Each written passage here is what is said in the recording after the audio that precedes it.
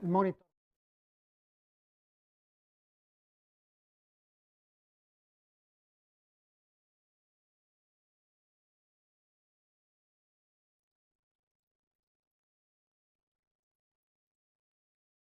Sardinia Tourism Call to Action, 4 incontri formativi dedicati agli operatori, alle istituzioni e ai professionisti del turismo per sviluppare competenze su comunicazione, analisi dei dati, innovazione e vendita. Iscriviti su geasa.it all'incontro del 14 dicembre sul tema Come vendere, promosso da Assessorato regionale del turismo e Aeroporto di Olbia. Eccoci pronti, quarta edizione del Sardinia Tourism Call to Action, benvenuti a tutti, grazie di essere qui con noi, grazie a quelli che ci stanno seguendo sulla diretta Facebook e sul canale YouTube di Sardinia Call to Action. Anche oggi una giornata molto intensa, tanti ospiti, molti li vedete a fianco a me, adesso andiamo a presentarli. Nel frattempo lasciatemi ringraziare l'Assessorato regionale del turismo, che supporta questa iniziativa. Siamo alla sesta edizione del Sardinia Call to Action e ci riserviamo naturalmente poi in chiusura di fare un sollecito, una richiesta di supporto anche a voi, a tutti gli operatori che ci seguono anche sulle reti internet per quanto riguarda l'edizione dell'anno prossimo, quindi avremo anche la settima edizione del 2023. Gli argomenti sono tutti da costruire, per cui siamo a vostra disposizione per parlarne, per confrontarci e per decidere insieme quelle che possono essere le direttrici.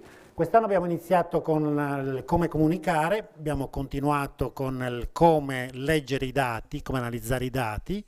Il penultimo evento è stato specifico sulle attività specifiche legate agli spin-off aziendali, alla crescita, all'innovazione, e oggi siamo qui a parlare di come vendere.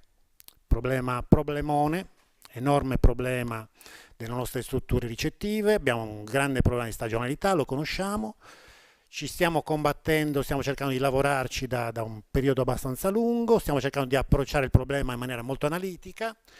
Da cosa cominciamo oggi? Intanto lasciate che presenti le persone al mio fianco, iniziando dal professor Fancello, Gianfranco Fancello, parte del comitato scientifico del Sardinia Call to Action, che ci segue ormai anche lui da 6 anni. Gianfranco cosa porta? Porta la sua esperienza in termini di docente universitario, la sua esperienza, le sue competenze in termini di trasporti, è uno di quelli che sta proponendo delle modifiche alla attuale legislazione sulla continuità territoriale. Se riusciremo, magari proviamo anche a parlare anche di questo oggi. Al suo fianco David Crognaletti, Aeroporto di Cagliari, direzione commerciale, quindi la persona giusta per raccontarci cosa è successo al Sud Sardegna. Ancora al suo fianco un caro collega, Mario Garau, Aeroporto di Olbia, quindi gioca in casa, quindi ci racconterà che cosa è successo quest'anno e quali sono le visioni del futuro. Andiamo sull'altra costa, quindi Aeroporto di Alghero, Fabio Gallo, come dire, cugini, nel senso che ormai apparteniamo allo stesso gruppo, F2I, abbiamo una grande continuità di vedute, una grande continuità di azione, lavoriamo insieme allo sviluppo dei due territori, per cui insomma i due aeroporti hanno già creato una sorta di polo del Nord Sardegna, per cui già siamo orientati in questa direzione. Fabio ci racconterà qualcosa di più specifico. Accanto a lui Natale Ditel, l'avvocato Ditel. Che cosa rappresenta Natale? Natale, che ringraziamo di essere qui con noi, rappresenta la portualità, quindi l'autorità portuale della Sardegna, quindi non solo i porti del Nord Sardegna ma anche i restanti porti dell'isola, per cui ci porta una ventata di novità su quello che può succedere sia sul mercato business tradizionale, sia sul mercato leisure e sia sul mercato delle crociere, quindi andremo a vedere con lui che cosa succede nei prossimi anni sul sistema portuale. E last but not least il nostro docente universitario che gioca anche lui in casa, Antonio Usai, anche lui del comitato scientifico di Sardinia Call to Action, anche lui uomo che si batte per lo sviluppo dei sistemi turistici e persona veramente preziosa nelle nostre analisi. Non rubo tempo a quella che può essere una tavola rotonda molto interessante per capire come andremo a vedere il 2023 e lascio la parola a Gianfranco e Antonio.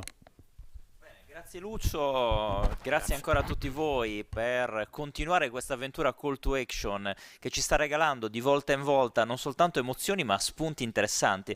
L'ultimo episodio sull'innovazione ci ha regalato tantissime richieste su come creare startup innovative nel turismo e questo depone bene perché le startup innovative saranno l'anima del prossimo anno, soprattutto in chiave PNRR. Riguardo la giornata di oggi, beh che dire, siamo riusciti a mettere insieme, grazie alla regia di Lucio, i veri player del sistema del trasporto Sardegna. E quando parliamo di trasporto parliamo di scambio, di accesso e di uscita dall'isola, tutti i temi ampiamente dibattuti, li abbiamo richiamati anche nel nostro secondo appuntamento, quando ricorderete abbiamo analizzato dei dati che riguardavano l'offerta, in particolare degli aeroporti, ma anche con un focus sulla portualità e come questa offerta sia iniziata nel corso del 2022 già a partire dalle ultime settimane di febbraio, poi su marzo in modo ancora più intenso e con un aprile che già faceva segnare una disponibilità di posti che erano equiparabili a quella dell'alta stagione. E allora lì abbiamo visto il primo mismatching, questa mancanza di offerta in termini di prodotto turistico rispetto alla disponibilità di voli o di navi, e questo ci ha subito fatto interrogare su come potevamo migliorare tutti insieme. Non è una responsabilità di nessuno, sapete che Call to Action è un momento in cui cerchiamo di costruire insieme le strategie per il futuro.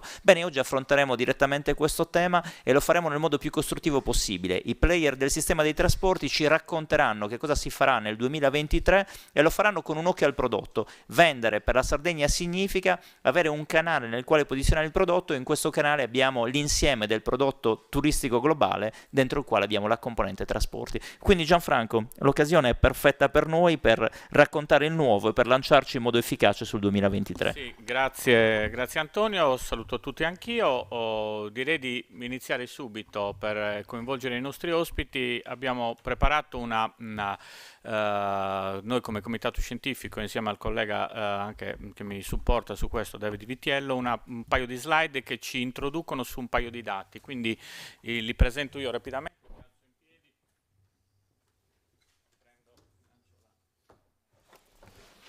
Sono quei dati che ci aiuteranno poi ad animare il dibattito, perché ho bisogno del microfono. Faremo una fotografia del sistema dei trasporti, come è andata lo scorso anno, o meglio nel 2022, un po' di dati storici, e poi vedremo gli elementi di questo mismatching, come abbiamo, quali sono state le criticità rilevate, e quindi avremo direttamente una risposta.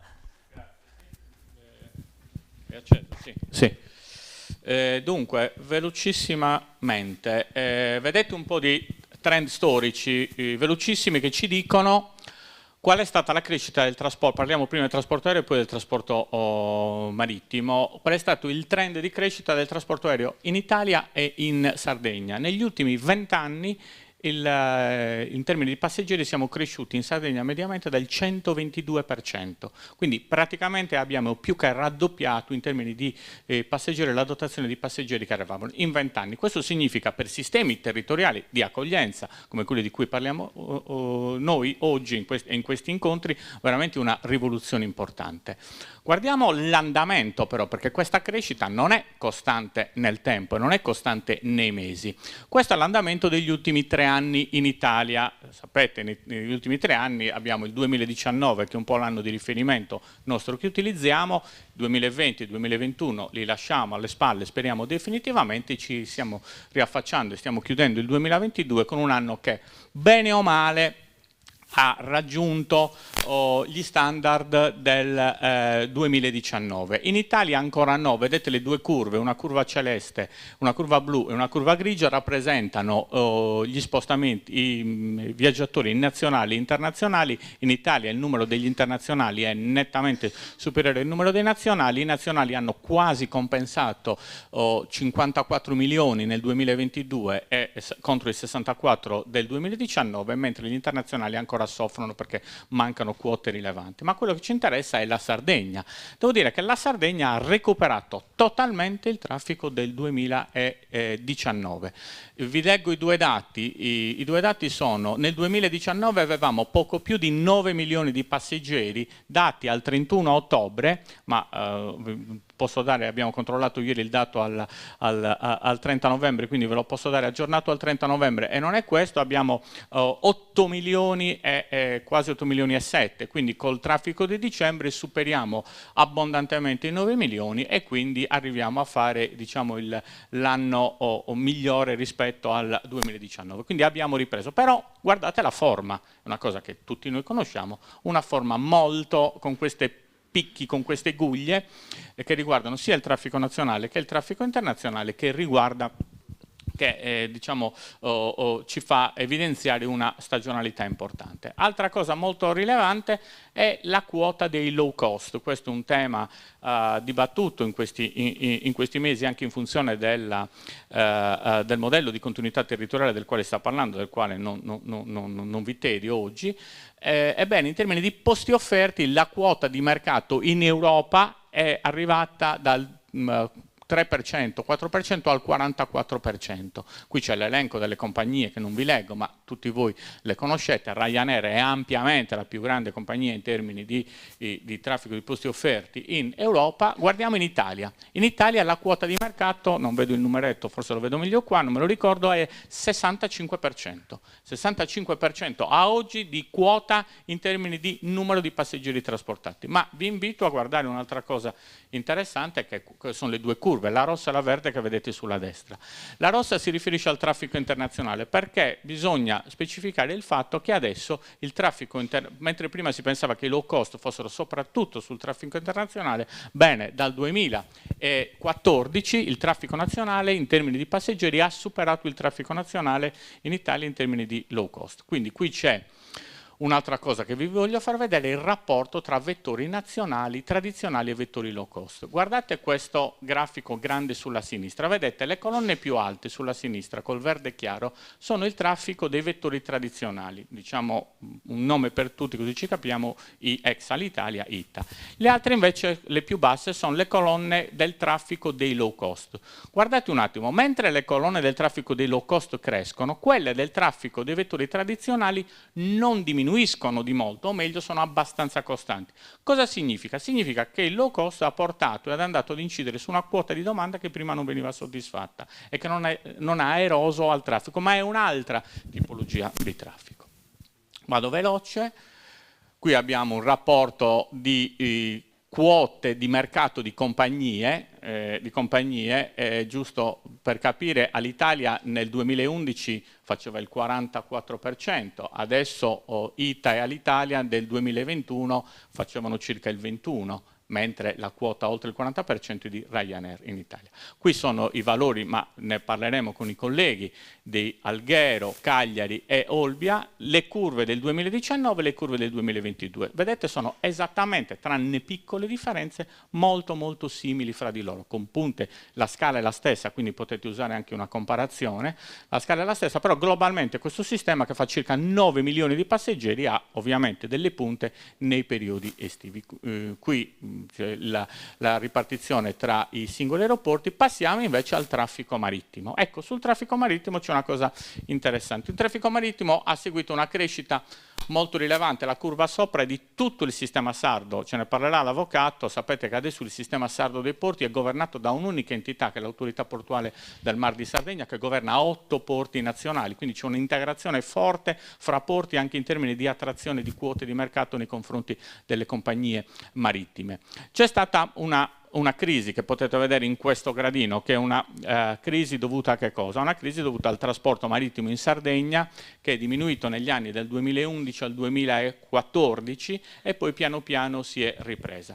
I motivi sono tanti, uno di questi è stata che cosa? Quello che vi dicevo prima, che i low cost sono andati ad incidere in maniera significativa su un mercato che prima si spostava usando il mezzo navale. Qui abbiamo i valori sui diversi porti, anche qui della distribuzione mensile, i picchi naturalmente riguardano i mesi estivi.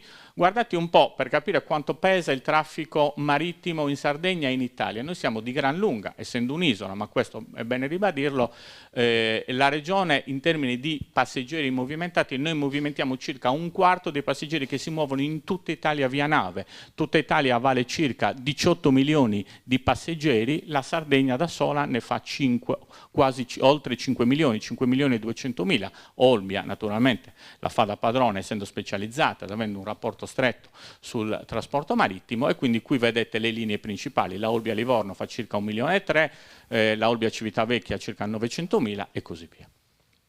L'ultima cosa che vi voglio far vedere, e poi attiviamo, è il rapporto tra passeggeri che si muovono via terra e passeggeri che si muovono via nave e passeggeri che si muovono via aereo. Qui potete vedere una comparazione. Quello che è interessante vedere è che sino al 2010-2011, quello che vi dicevo prima, la quota di sinistra, quella arancione del traffico marittimo, superava il 50%, cioè fatto 100 tutti i passeggeri che arrivavano, che partivano dalla Sardegna via aereo, via nave, oltre il 50% usava la nave sino al 2011-2012, una quota minore l'aereo. Ora questa quota si è abbassata e abbiamo una prevalenza che è quasi del 60% via aereo e del 40% via a nave. E qui vedete, ma questo lo lasciamo così, ma le tratte principali, e quindi la tratta principale rimane la Olbia-Livorno, anche perché una nave sapete quanti passeggeri porta rispetto a un aereo, poi abbiamo la Olbia-Civitavecchia e via via poi quelle in blu sono invece le tratte marittime. Allora, questo ci serve per introdurre il tema, quindi per introdurre il tema su un mercato che è cambiato, no Antonio? Che è cambiato in maniera, e che sta cambiando in maniera significativa, e quindi noi chiediamo agli operatori di adeguarsi a questo cambiamento di mercato. Abbiamo già visto che la prima richiesta di adeguamento non è andata subito a buon fine. Il 2022 ci ha spiazzato un po' tutti. Quel dato di marzo in particolare che abbiamo analizzato sugli aeroporti ci ha fatto vedere come aerei disponibili, navi disponibili, territorio chiuso. Questa è stata la fotografia. E allora subito ai protagonisti di questa tavola rotonda, iniziando dal sistema del mare per poi andare sul sistema degli aeroporti. Tanto confermeremo questa grande capacità di offerta e di disponibilità di posti nave, in questo caso per il 2023, miglioreremo, li aumenteremo, c'è qualche novità importante per le crociere, diamo lo stimolo ai nostri operatori per programmare con grande anticipo. Siamo a dicembre, siamo nel momento in cui molti di voi stanno programmando il 2023. Riuscire a programmarlo insieme, anticipando le aperture perché siamo supportati dal sistema dei trasporti, è già un bel segnale per i mercati e per tutti quelli che devono commercializzare. Oggi parliamo di vendita del prodotto. Natale. Sì, grazie. Buongiorno a tutti. Mi corre l'obbligo di ringraziare Call to Action, il dottor Lucio Murro, il professor Fancello, il professor Antonio Usai. Ringrazio tutta la platea. Per rispondere alla domanda, il 2023 senz'altro confermerà il trend positivo di recupero che per noi l'anno è il 2019. Stiamo assistendo nel marittimo a una trasformazione perché il fenomeno del gigantismo navale andrà ad incidere proprio sul numero dei passeggeri in arrivo. Abbiamo incontrato gli armatori questa settimana e ci hanno spiegato che l'order book delle navi, sia delle crociere sia delle linee passeggeri, è mostruoso, perché voi pensate che un traghetto oggi trasporta 1500 persone, i traghetti che arriveranno non nel 23 ma nel 24 ne trasporteranno 2005. Nel merci questo fenomeno del gigantismo navale è già avvenuto, perché tenete conto che le navi Grimaldi di semirimorchi, mentre prima trasportavano 250 semirimorchi, ora ne trasportano 500. E quindi questo sta costringendo anche noi come autorità di sistema portuale a modificare le stesse strutture portuali. Cioè noi stiamo per raddoppiare la lunghezza delle banchine. È il nostro compito, d'altra parte, anche perché noi progettiamo e realizziamo opere marittime, però questo significa, sempre per rispondere alla domanda del professor Usai, che questo del marittimo è un mondo in grandissima trasformazione. Senz'altro con questo fenomeno arriveranno molti più passeggeri. Pensate che le navi da crociera, le più grandi erano 333 metri, va bene? Sono navi che trasportano 5.000 passeggeri e hanno circa 2.000 persone di equipaggio. Adesso le nuove navi avranno 363 metri, 60 di larghezza, 7.500 passeggeri e 2.500 persone di equipaggio, cioè sono navi che a bordo hanno 10.000 persone. Cioè quindi sta cambiando lo scenario, cambieranno, come dicevamo, le strutture portuali, che diventeranno molto più grandi, molto più performanti e quindi evidentemente arriveranno più passeggeri. Quindi una grande opportunità per i nostri operatori, perché sappiamo che dalle navi da crociera fino ai passeggeri del commerciale l'arrivo in porto corrisponde a maggiore circolazione sul territorio, magari spot come per le crociere o in modo strutturato per i turisti. Programmazione, Natale. Avremo disponibile la programmazione quando, in modo che gli operatori si possano organizzare per tempo? Allora, voi sapete che partiamo dal crocieristico. Il mercato crocieristico è un mercato mondiale, comunque per rimanere in Europa. Noi questo tipo di programmazione la facciamo ogni anno a Fort Lauderdale negli Stati Uniti, a Miami, insomma, perché poi le compagnie lì si ritrovano e lì nascono cioè l'incontro di domanda e offerta. La Sardegna, è chiaro, è una meta molto ambita, vista la sua bellezza, insomma, delle nostre coste e tutta la Sardegna. Ormai il mercato sta chiedendo molto anche l'interno. Di solito è un mercato che programma a 3 anni. E la Sardegna è presente in tutte le destinazioni. Voi pensate che Oristano, il porto di Oristano è un porto industriale, benissimo, il mercato sta chiedendo anche Oristano. Perché? Perché magari riescono a sbarcare, andare a Barumini oppure andare a vedere i giganti di Monteprama. Quindi è un mercato dove i cosiddetti repeaters, cioè quelli che vogliono andare sempre nella stessa località, sono sempre meno. Cioè il mercato sta richiedendo nuove destinazioni e quindi il mercato, ne abbiamo discusso molte volte sia con Gianfranco che con Antonio, il mercato sta richiedendo servizi, cioè quindi la Sardegna deve organizzarsi per ricevere questi nuovi turisti che vogliono andare in nuove destinazioni. Purtroppo, lo dobbiamo dire, non siamo attrezzati perché purtroppo su molti servizi siamo carenti e qui tutto il sistema deve, come dire, mettersi a disposizione perché dobbiamo migliorare la nostra offerta. D'altra parte la concorrenza con altre destinazioni, perché non è meno bella la Grecia o la Sicilia o la Corsica, faccio per dire, però noi dovremmo veramente fare un grande lavoro con i nostri giovani, perché su moltissimi servizi offerti siamo carenti, bisogna dirlo. Grazie Natale. Allora dal mare al cielo, subito con Fabio Gallo, aeroporto di Alghero. Manterremo la programmazione del 2022 sul 2023, saremo in crescita. C'è qualche elemento di stimolo che possiamo dare agli operatori per essere più puntuali nell'offerta rispetto alle grandi potenzialità degli aeroporti? Buongiorno a tutti, innanzitutto mi associo ai ringraziamenti al dottor Muro e a voi per l'iniziativa, vi faccio i complimenti perché è una delle poche occasioni in cui possiamo essere tutti insieme e condividere determinate tematiche molto importanti. Per quanto attiene alla sua domanda, volevo fare prima una considerazione anche in commento ai dati che ha mostrato il professore. Allora, innanzitutto è vero che nel 2022 gli aeroporti hanno visto il numero di passeggeri che sono transitati sulla Sardegna più o meno allo stesso livello del 2019, forse alla fine dell'anno avremo anche superato il valore del 2019. Bisogna fare però, professore, un'altra considerazione. In realtà l'offerta messa a disposizione da tutti i vettori sulla Sardegna è stata al 30% superiore rispetto al 2019, che è un dato enorme se consideriamo anche il trend che lei ha mostrato, che vedeva il 2019 un anno che arrivava già da una crescita ventennale. Quindi dopo 2 anni di Covid abbiamo visto un'offerta incredibile. Questa offerta non è venuta gratis, mi spiego meglio. Noi come società di gestione aeroportuali, poi i miei colleghi vi potranno entrare ancora più nel dettaglio perché si occupano in maniera sicuramente anche più approfondita di quanto faccio io del mercato dello sviluppo aviation, però non è venuta gratis, nel senso che gli operatori, i carrier, non vengono sulla Sardegna senza che ci sia uno stimolo, un impulso anche economico che arriva dalle società di gestione aeroportuale. Quindi questo per farvi capire innanzitutto che questi 9 milioni di passeggeri di cui lei parlava 2019-2022 hanno una genesi profondamente diversa, perché la struttura del traffico dei passeggeri è cambiata moltissimo. Prima c'era un traffico che era meno incentivato, oggi per avere quel traffico dobbiamo incentivarlo molto di più.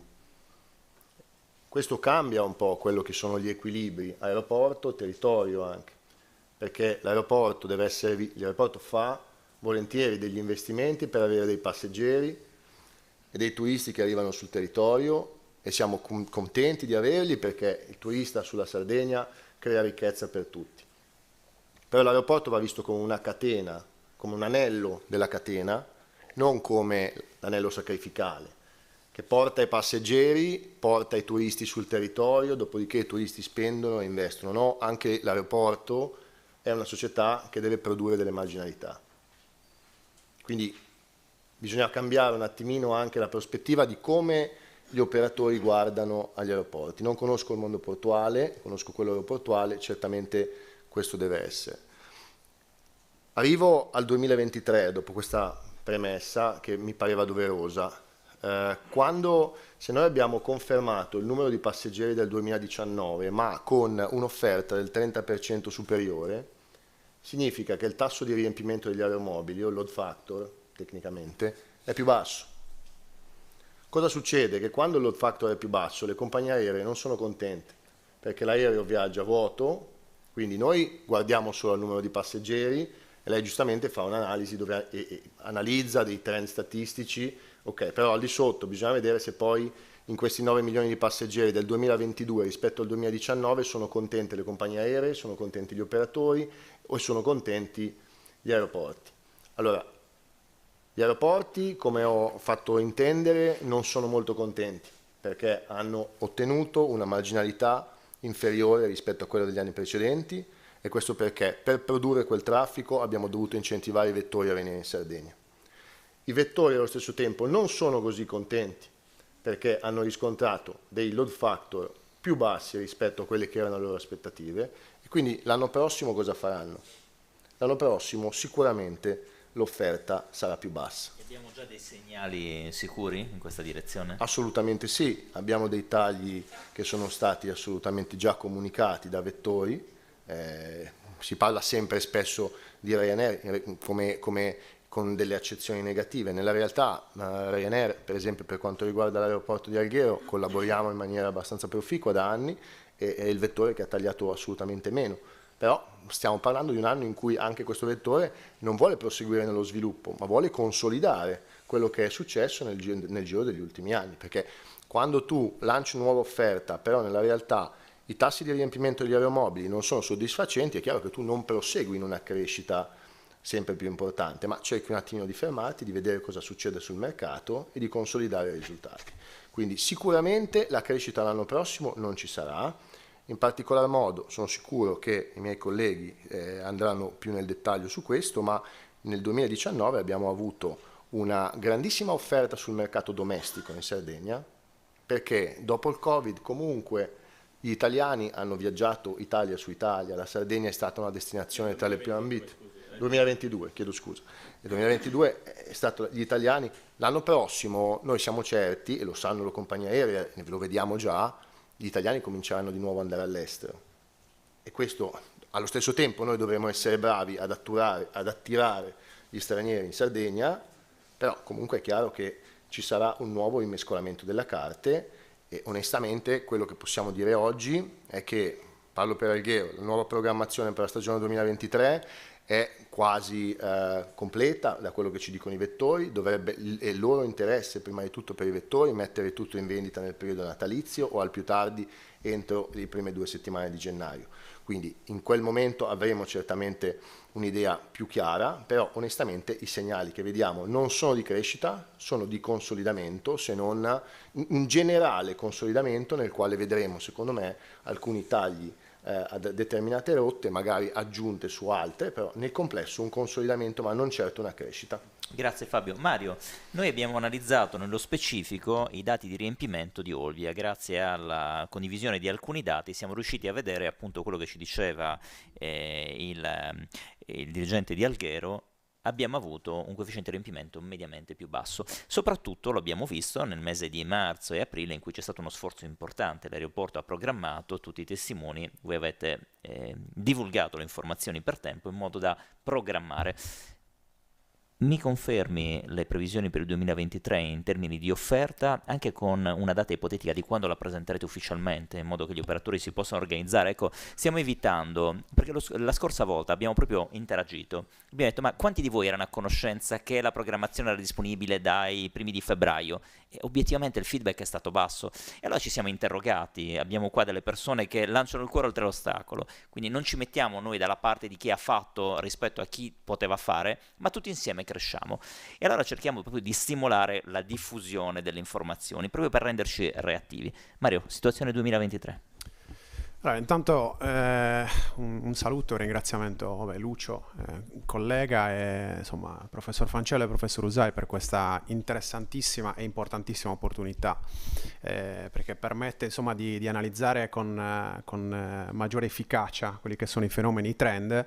Riferimento, collegandomi a quanto diceva Fabio poc'anzi, è vero, quando guardiamo il 2022 è necessario fare un approfondimento ulteriore rispetto al freddo numero, al valore assoluto finale, perché vediamo l'aeroporto di Olbia, probabilmente andando a vedere le statistiche che usciranno a breve di Asseroporti, ci sarà una crescita rispetto al 2019, ma la realtà dei fatti è che quello che insomma vediamo noi è che una quota parte di questa ripresa, di questa crescita, viene da mercato domestico, e quello che crediamo è che sia una crescita diciamo congiunturale, e non sappiamo quanta sia effettivamente una crescita strutturale, e mi spiego meglio.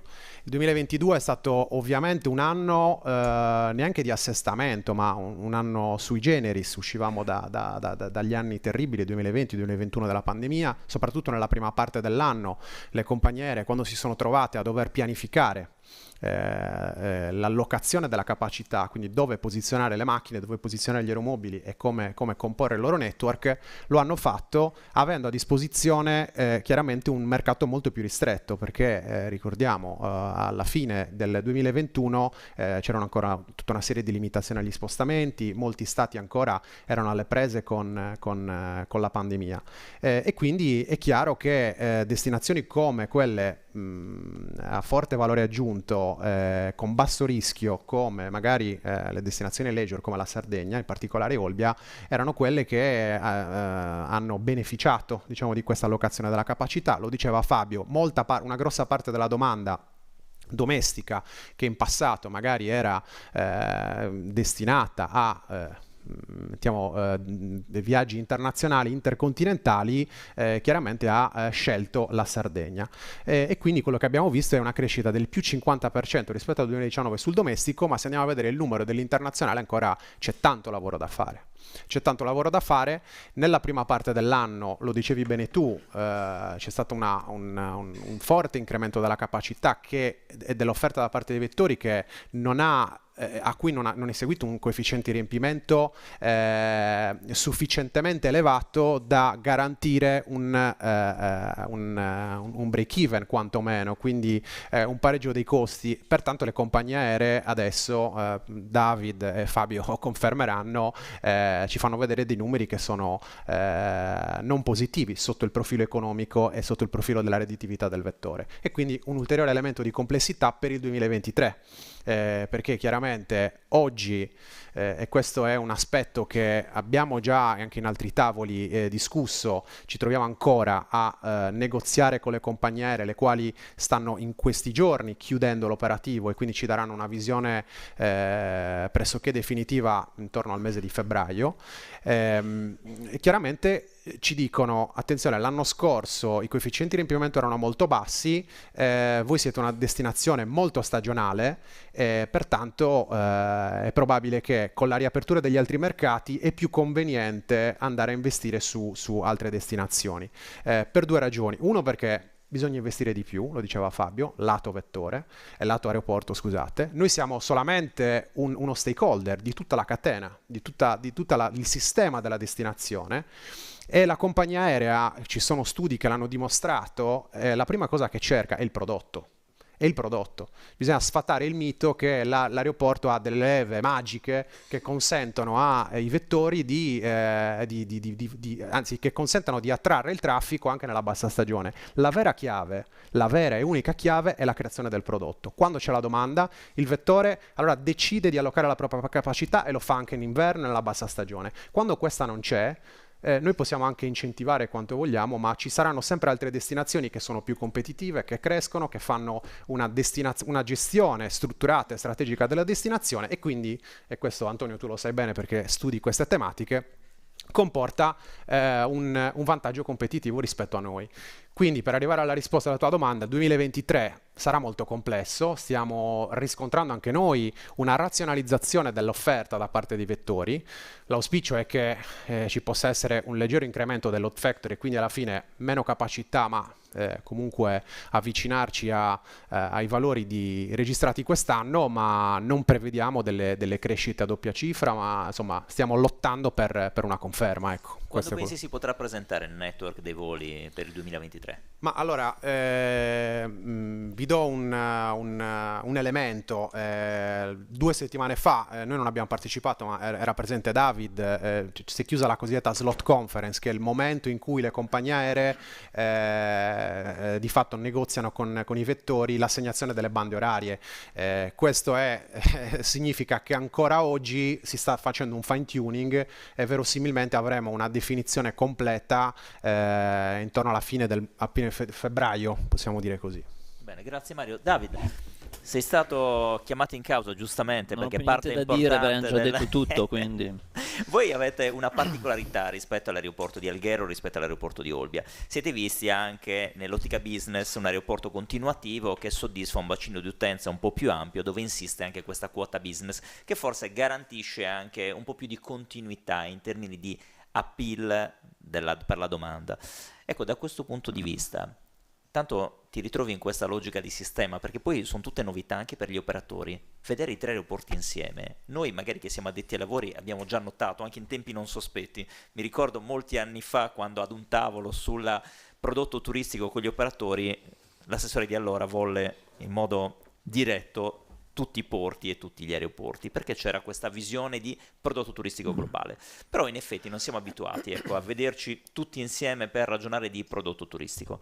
Cagliari, prospettive 2023, qualche segnale, e anche voi la programmazione, perché da lì dipende molto per la prospettiva del prodotto. Intanto buongiorno a tutti, grazie per l'invito. Concordo in pieno con quanto già detto dai colleghi sui temi legati all'incentivazione, sui temi legati chiaramente anche a quello che io definirei un po' un rimbalzo tecnico che dobbiamo attenderci per la prossima stagione estiva. Questo per effetto di dinamiche che non si sono mai viste durante gli anni della pandemia, non soltanto da noi, ma in tutti gli aeroporti europei e mondiali. Aggiungo un tema però sugli aeroporti europei che dobbiamo prendere tutti con molta attenzione, in estrema considerazione, ovvero ricordiamo nei mesi scorsi gli articoli di giornale, l'apertura dei telegiornali che riguardavano le criticità di molti hub europei per quanto riguarda soprattutto il tema del recruiting del personale. Abbiamo scali intercontinentali come Amsterdam, Londra o la Germania che sono andati in crisi pesantemente per quanto riguarda il mantenimento di quei parametri di qualità che riguardavano i tempi di attesa e i filtri di sicurezza, la disponibilità di personale per le operazioni di handling. Mario ha citato la slot conference. Proprio nella slot conference di un mese fa circa, quasi tutti i principali player da KLM, Lufthansa, Air France non sanno ancora quale sarà la capacità che il proprio aeroporto di riferimento potrà loro garantire per la prossima summer. Quindi sentirsi un vettore come KLM dire non sappiamo ancora quanti voli potremo operare sull'aeroporto di Amsterdam, è evidente che per noi che siamo una destinazione tipicamente leisure, ma immagino anche per i colleghi, questo significhi nella top list delle priorità rischiare probabilmente di avere una riduzione di capacità non soltanto in quella che noi chiamiamo tecnicamente la spalla, la shoulder della stagione, ma anche probabilmente nel picco, il che vuol dire che se l'estate scorsa avevamo 2 voli al giorno nel periodo di picco, probabilmente potremo scendere a 1 volo al giorno, e la stessa cosa ovviamente nei mesi spalla. Quindi il tema della presentazione della stagione potrebbe subire uno slittamento. Noi solitamente la facevamo a metà gennaio, ovviamente abbiamo già diciamo il 90% di una programmazione più o meno finita, ma mancano le conferme. Quello che oggi vediamo in vendita potrebbe essere confermato, potrebbe essere riaggiustato proprio sulla base anche di queste esigenze. Quindi abbiamo un sistema trasporto aereo che vede crescere il numero degli aerei che stanno entrando in flotta, sebbene ci siano stati dei rallentamenti da parte di Boeing e Airbus, ma comunque in crescita.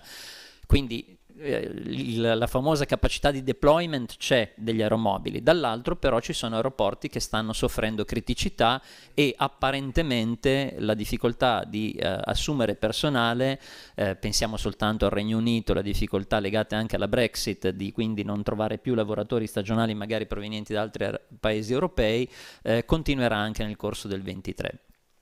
Hai toccato il tema del traffico business, ma vorrei estenderlo soprattutto in un'ottica dei 12 mesi. Il professor Fancello ha fatto vedere ovviamente il dato dei 9 milioni che potremmo superare, un dato che sicuramente ha fatto tutti noi riflettere su quella che è stata la stagione appena passata, in particolare per quanto riguarda l'aeroporto di Cagliari. Noi nell'estate abbiamo fatto esattamente gli stessi valori del 2019, ma con un punto di domanda grossissimo. Abbiamo registrato dei picchi durante i mesi estivi di un meno 44, meno 50% di voli sulla continuità territoriale. Ora è evidente che questo tema, proprio per l'utenza soprattutto business, che ha visto questi picchi durante i mesi estivi, ce lo stiamo trascinando anche nei mesi dell'autunno. Sicuramente questo trend proseguirà anche, penso almeno fino a metà del 2024, visto che il nuovo bando assegnerà più o meno le stesse frequenze. Ora è evidente che durante l'estate siamo in grado di trovare vettori capaci di andare a compensare queste riduzioni, pensiamo all'aeroporto di Milano-Bergamo piuttosto che all'aeroporto di Milano-Malpensa. Su Fiumicino, sull'area di Roma, facciamo già molta più fatica, perché chiaramente Ciampino, dopo essere stato limitato qualche anno fa a 100 movimenti massimo giornalieri, adesso è sceso a 60, quindi da lì nasce un'ulteriore considerazione, un'estrema difficoltà. Però durante l'inverno questo non è sempre fattibile. Siamo arrivati addirittura ad avere 4 frequenze al giorno su Milano-Bergamo, però è evidente che il mercato, soprattutto l'utenza business, chiede di avere gli aeroporti più vicini al centro città, proprio perché dobbiamo essere in grado di offrire quella che viene chiamata la one day experience. Quindi io arrivo la mattina, presto, faccio la mia riunione e torno nella stessa giornata. Su questo sicuramente dovremo fare delle riflessioni nei prossimi mesi, nei prossimi anni, cioè avere quella capacità che diceva prima Fabio Gallo di essere particolarmente incisivi per quanto riguarda l'incentivazione del traffico. E qui entriamo in un tema dove probabilmente invito anche Lucio Murro magari a organizzare un panel dei prossimi con gli attori della regione Sardegna. Quello che emerge è che gli aeroporti da soli non sono più in grado di sostenere questa pressione da un punto di vista di acquisizione di traffico. Abbiamo degli elementi senza dubbio importanti che portano le compagnie a fare delle riflessioni se aprire da noi o no, ma questi elementi non sono ancora sufficienti per i restanti 8 mesi al di fuori della stagione estiva. Siamo un'isola con la stessa dimensione della Lombardia, in Lombardia abbiamo 10 milioni di abitanti, in Sardegna siamo tra il 1,5 milioni e il 1.600.000. La propensione al volo, per quanto devo dire, faccio i complimenti a tutti, soprattutto ai ragazzi che vedo stanno volando sempre di più, ma non riusciamo a sostenere, ovviamente, non possiamo chiedere alla popolazione della Sardegna di fare 8-10 viaggi all'anno in aereo per tenere alto la capacità chiaramente di avere gli aerei pieni anche in uscita. Quindi dobbiamo trovare delle nuove leve. Il percorso per creare prodotto e quindi per vendere, che poi è il tema di oggi, è un percorso ancora lungo. Abbiamo degli elementi che ci consentono di vendere solo in determinati mesi dell'anno. Cagliari è una realtà già leggermente diversa rispetto al resto della Sardegna. Io sono arrivato all'aeroporto di Cagliari nel 2016 e il primo obiettivo è stato quello di iniziare non tanto a vendere la Sardegna, ma a vendere Cagliari. Oggi, se voi chiedete, mi è capitato recentemente di incontrare a Londra una persona, mi chiedeva di dove fossi, da dove arrivassi, Sardegna, bellissimo, fantastico, sono stato. E gli chiedo, bene, ma quindi dove sei stato? A Taormina, perfetto, ho detto, allora, siamo a posto. Quindi c'è un tema in cui in questo momento il primo brand, il brand più forte che noi abbiamo oggi in questa isola, non è la Sardegna, è la Costa Smeralda, Portocervo. Poi viene la Sardegna e poi viene tutto il resto, Cagliari compresa. Quindi il grande lavoro che dobbiamo fare, ne abbiamo parlato 1000 volte anche col professore Jarque, che credo ci stia ascoltando, è proprio quello di mettere in piedi tutta una serie di iniziative, fare un piano di medio-lungo termine, perché nel breve quello che possiamo fare al momento è, lo dico volgarmente, comprare pagine di giornale. Il tema vero è che però dovevamo avere già iniziato, quindi tutta la campagna di marketing che noi già facciamo come aeroporti per la promozione della Sardegna va accompagnata ovviamente da un'azione su quelli che sono i mercati target. Il nazionale funziona, lo abbiamo visto, sono assolutamente d'accordo sul fatto che molti turisti domestici riprenderanno a viaggiare sui mercati internazionali, quindi i nostri principali competitor che sono Spagna e Grecia, ma anche altri mercati emergenti. Teniamo in considerazione che l'Egitto è ripartito alla grande, sta offrendo pacchetti all inclusive a 450 euro comprensivi del volo, quindi questo senza dubbio sta diventando nuovamente un tema a cui dobbiamo fare fronte. L'altro aspetto deve essere però quello di cercare noi per primi di trovare nuovi mercati. Noi a giugno del 2023 dopo un lungo lavoro che purtroppo si è interrotto durante il Covid, ma che fortunatamente è ripartito, apriamo quella che sarà la prima destinazione intercontinentale da Cagliari, ma anche dalla Sardegna, quindi apriamo il volo diretto con 3 frequenze settimanali su Dubai, ma soprattutto grazie alla collaborazione con Fly Dubai, che porterà sia l'economy class che la business class per permettere soprattutto un traffico incoming, ma che contiamo di poter sostenere anche in outgoing. Entriamo in un altro hub mondiale, in uno dei principali hub mondiali. La partnership tra Fly Dubai e Emirates ci consente a quel punto di lavorare per comporre un network che non si ferma esclusivamente a Dubai, ma che abbraccia poi tutto il network che Emirates in collaborazione con questa compagnia può offrire. Ora è evidente che qui si amplia ulteriormente l'orizzonte, è difficile andare a lavorare per sviluppare un incoming dal Middle East o dall'Asia, magari con una Lufthansa, con un Air France, perché ovviamente i loro mercati target sono sicuramente diversi dai nostri, e su questo dobbiamo però essere tutti consapevoli che, e torno al tema, gli aeroporti da soli non possono essere in grado di fare questo tipo di promozione, questo tipo di azione, se non adeguatamente supportati da progetti, ma soprattutto anche da degli economics che poi insomma, sostengono queste azioni. Un ultimo punto e poi lascio la parola per l'avvocato Dittel. Mi piacerebbe poter avere del tempo da poter dedicare tra aeroporti e autorità portuali per capire quali leve insieme possiamo mettere sul tavolo per convincere gli armatori non a passare dalla nostra isola per mezza giornata o 8 ore, dove molti dei turisti a bordo delle navi spesso nemmeno scendono. L'abbiamo visto durante il Covid, protocolli strettissimi, gente che rimaneva in nave per paura chissà che cosa. Ma ovviamente questo trend, i 3 anni di pianificazione in anticipo, ritengo che oggi non sia più come dire, così indispensabile solo ed esclusivamente su questo binario. È necessario mettere un binario parallelo che ritengo debba essere quello della creazione del concetto di home port, cioè le crociere originano e terminano in una delle città della Sardegna, che sia Olbia, che sia Cagliari, che sia Oristano o Porto Torres. Questo senza dubbio permette a quel punto non soltanto di far crescere questo tipo di turismo che di solito, diciamo così, permette poi alla città, alla destinazione, di far arrivare gente magari anche 2 giorni prima o di fermarsi dopo la crociera per scoprirla più in profondità. Mi fermo, la scopro per 2 giorni, decido di tornare poi l'anno successivo per 1 settimana per fare la vacanza. Ritengo che sia, sicuramente voi lo state già facendo da diverso tempo, noi, almeno io parlo per Cagliari, ma ritengo che qui anche Fabio e Mario siano assolutamente disponibili, diamo tutta la nostra, come dire, professionalità e conoscenza di strumenti da mettere a fattor comune per poter essere parte attiva nel cercare di convincere MSC, Costa Crociere, Royal Caribbean per poter far sì di non essere soltanto una destinazione di passaggio, ma di iniziare a costruire un percorso che permetta sempre più di avere invece turisti che si fermano nella nostra isola.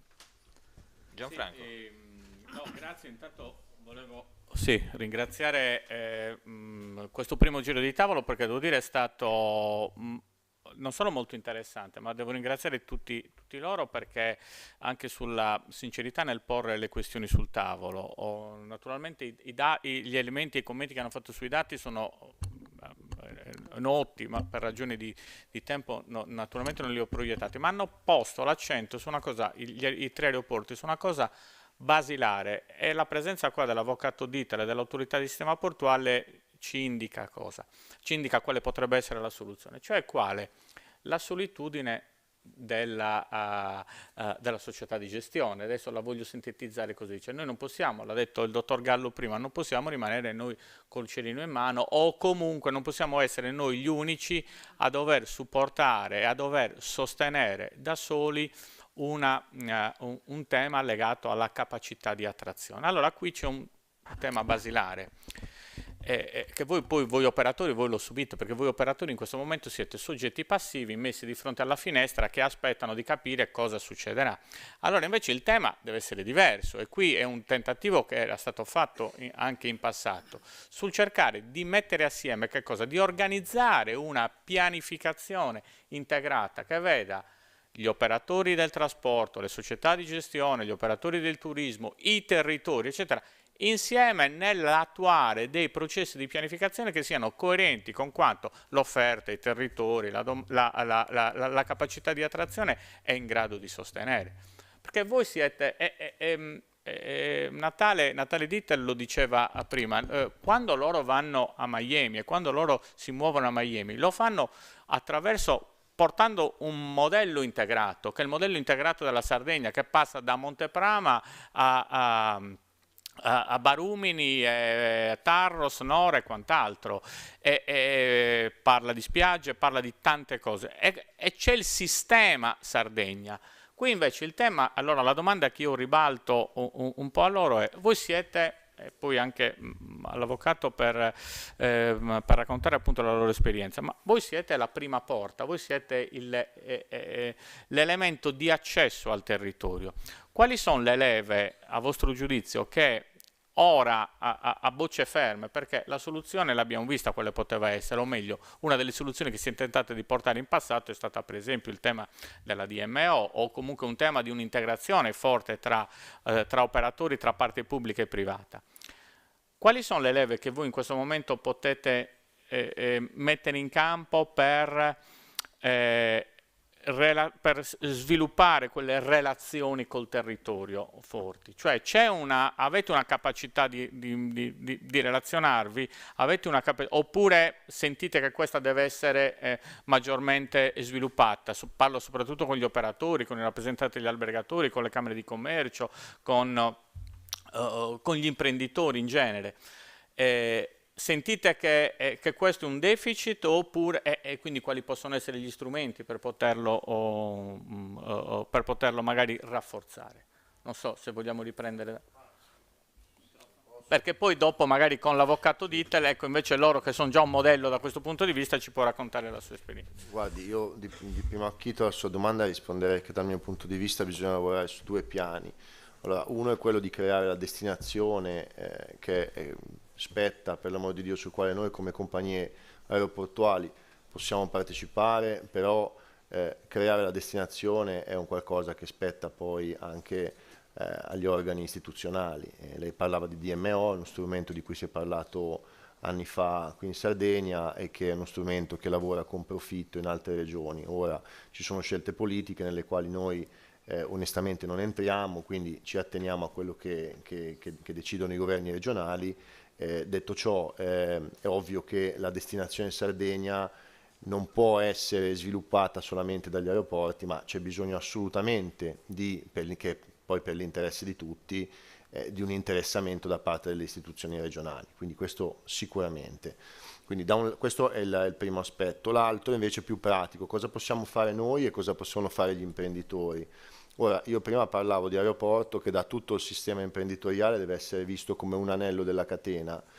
Questo perché gli imprenditori, gli albergatori, i ristoratori non possono pensare che il passeggero arrivi, mi lasci dire, gratis e inizi a spendere una volta che è qua. Bene, allora come gestore di aeroporto non mi sfugge il fatto che quando un turista arriva in Sardegna l'albergo l'ha già scelto, e quindi non mi sfugge il fatto che se un albergatore fa un investimento pubblicitario sull'aeroporto non è la pubblicità che ha comprato sui cartelloni pubblicitari dall'aeroporto quello che gli farà incrementare il ricavo di quell'anno, perché è evidente che il passeggero è arrivato e una volta che è arrivato l'albergo l'ha già prenotato, non mi sfugge questo. Però spesso noi chiediamo un po' di fiducia a tutto il sistema imprenditoriale, perché acquistare una pubblicità nei nostri aeroporti significa metterci a disposizione delle risorse che noi cerchiamo non di metterci in tasca, ma di investire a favore di tutto il territorio. In questo senso chiediamo di vedere l'aeroporto come un anello della catena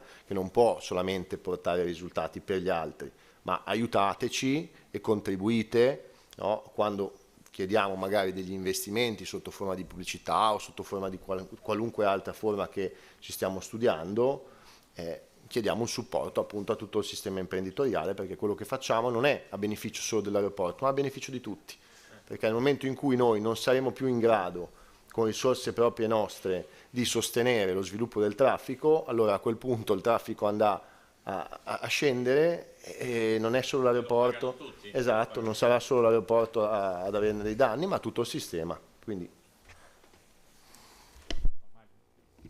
no, che dire, assolutamente concordo pienamente con quanto detto da Fabio, ma anche nel mio precedente intervento ho sottolineato con forza il fatto che l'aeroporto, sebbene in passato abbia svolto il ruolo anche di catalizzatore, e anche questo tavolo lo dimostra, nonostante questa sia un'iniziativa sponsorizzata dalla Regione Sardegna, ma è promossa da una società di gestione. Qualche settimana fa la stessa cosa abbiamo fatto a Cagliari con il segmento del mais. Ricordo 9 anni fa, con molti operatori, alcuni di questi siedono anche di fronte a me quest'oggi, avevamo raccolto tutta una serie di disponibilità per partecipare alle principali fiere in Europa per promuovere la destinazione. Tutto questo è un'attività che è stata svolta dagli aeroporti, ma attenzione, noi siamo una società di gestione aeroportuale, il nostro codice Ateco parla chiaro, noi ci occupiamo di gestire un'infrastruttura e ci occupiamo di fornire servizi ai passeggeri e ai vettori. Questo non dobbiamo dimenticarlo. Quindi noi lo facciamo molto volentieri, questo ruolo, ma è chiaro che la nostra capacità di incidere è bassissima, soprattutto quando ci andiamo a confrontare con altre destinazioni che si presentano al tavolo con i vettori durante le trattative, insieme alla DMO di turno, piuttosto che chiamiamola come vogliamo, però insieme a un ente che di fatto è capace di promuovere, conosce perfettamente la destinazione, conosce l'offerta e ha un budget da spendere per la promozione e per stimolare i vettori. Chiaramente noi oggi abbiamo uno svantaggio competitivo enorme e possiamo solamente competere durante la stagione estiva. In inverno c'è la necessità di un supporto da parte di tutti gli imprenditori, che chiaramente devono anche loro fare la loro parte, come la fanno i vettori, sull'investimento, ma poi chiaramente anche ci aspettiamo che l'attività di gestione strategica delle destinazione avvenga centralizzata da qualcun altro, e noi dobbiamo essere solamente un soggetto che si siede al tavolo e supporta quelle che sono le scelte strategiche e diciamo quali sono i vettori più confacenti all'offerta e alla domanda. Questo è secondo il nostro punto di vista la chiave. Assolutamente. Voglio provare a esplorare anche un altro campo, perché appunto altrimenti ci ripetiamo. Concordo in pieno con quanto già detto dai colleghi e do questo dato: il budget di Regione Sardegna, più o meno media annuale, siamo sui 9 miliardi, corretto, di euro. Il 50% circa va alla sanità. Provate a dire quanto è il budget che viene destinato per il turismo: 70 milioni, forse 75, quindi perfetto, stiamo parlando di nulla. Quindi una prima azione da fare senza dubbio quello di andare noi per primi, insieme a tutti gli attori del mercato turistico a spingere affinché ci siano più risorse. L'assessore Gianni Chessa ha già fatto tantissimo, devo dire, in questi anni, con noi è sempre stato estremamente disponibile. Pensate solo al fatto di introdurre, di entrare nel campo dell'assessorato del suo collega allo sport e di presentare un piano che comunque ha visto un calendario fittissimo negli ultimi anni.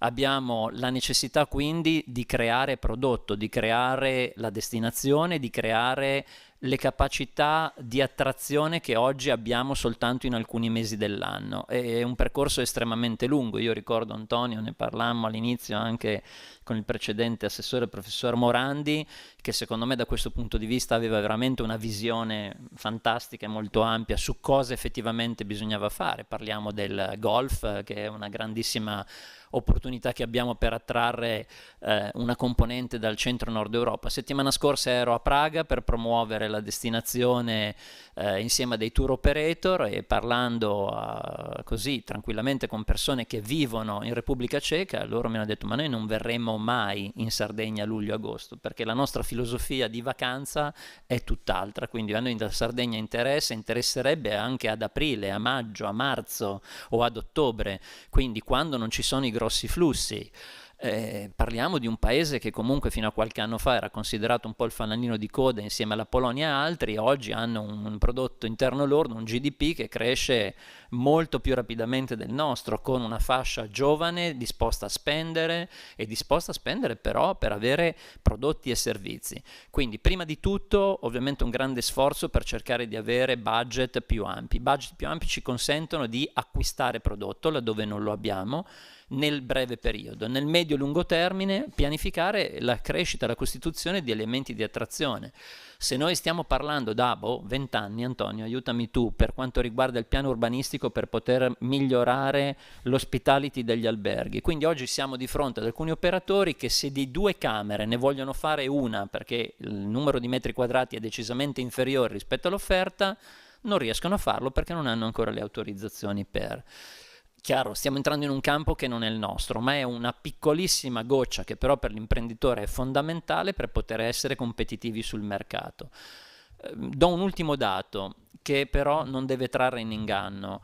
I risultati da un punto di vista di fatturati, e li vedremo a breve da parte degli alberghi e dei resort, quest'anno sicuramente è stato superiore al 2019. Nella peggiore delle ipotesi ha matchato i valori del 2019. Attenzione, perché una buona parte di questo incremento di fatturato o del mantenimento dei valori del 2019 non arriva da un'occupazione più alta. In molti casi è un effetto di tariffe che sono state incrementate. Quindi con un load factor magari inferiore di 5 punti si è arrivati però a fare un fatturato maggiore del 2019.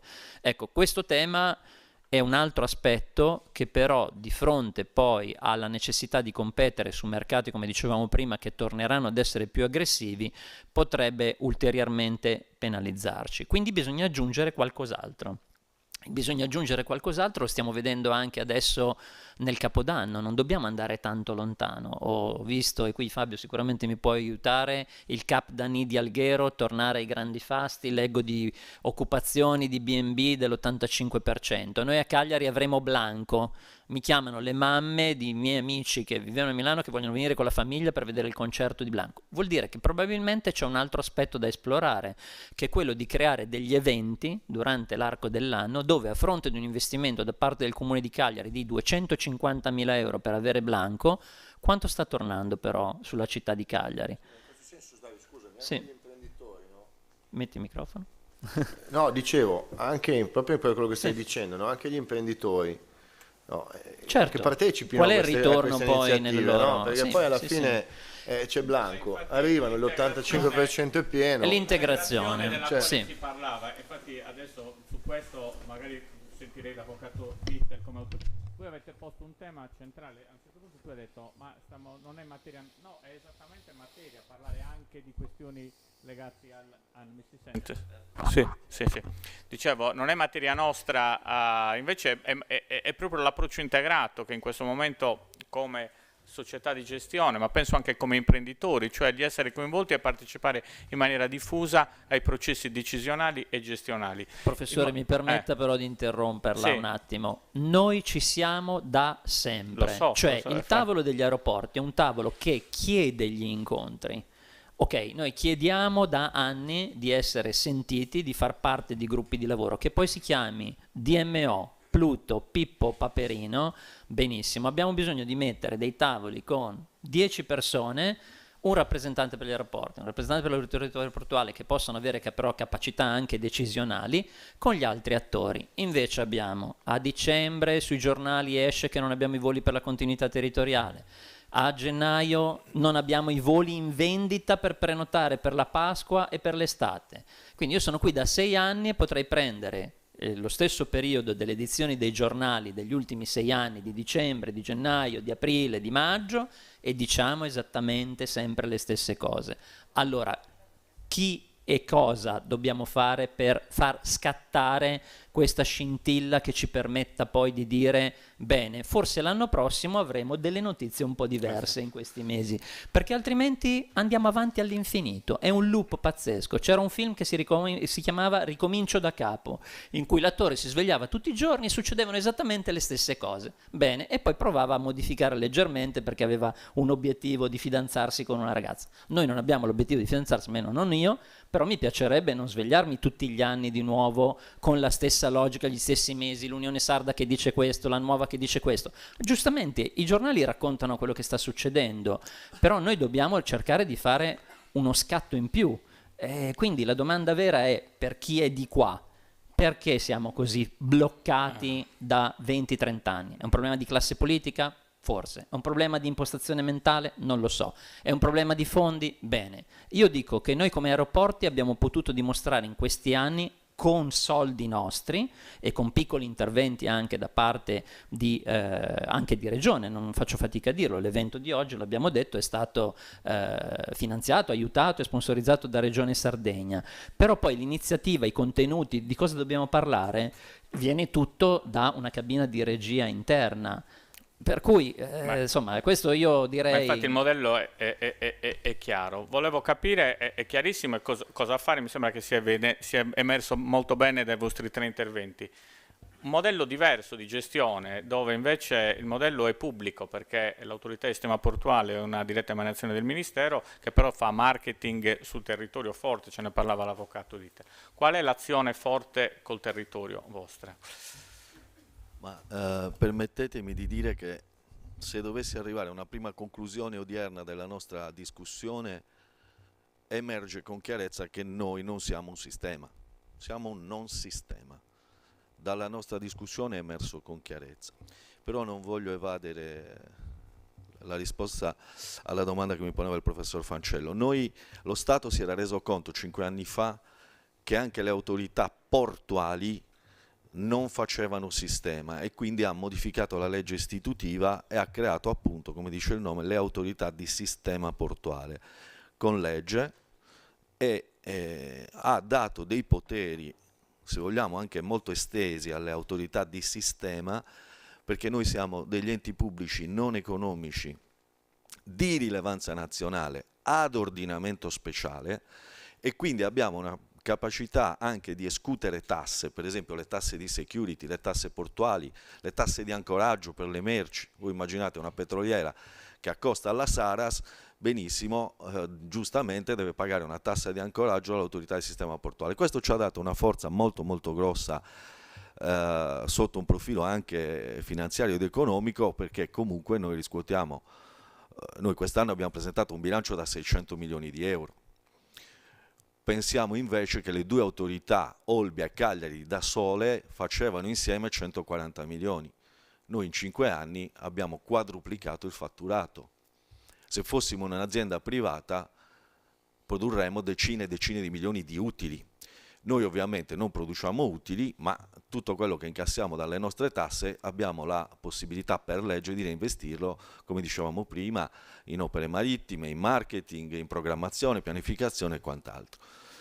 Diceva il dottor Crognaletti che bisognerebbe creare un tavolo di comune, io sono molto d'accordo su questo, con gli aeroporti per fare appunto sistema e qui però c'è un convitato di pietra molto grande. Il convitato di pietra si chiama Regione Autonoma della Sardegna e lo avete già detto anche voi, noi abbiamo bisogno di una pianificazione che parta dal centro, cioè dalla regione. La regione deve una volta per tutte dire se l'assessorato del turismo e l'assessorato dei trasporti sono due cose diverse, se devono lavorare assieme, se devono essere fusi insieme, come forse sarebbe utile, come succede in molte parti del mondo.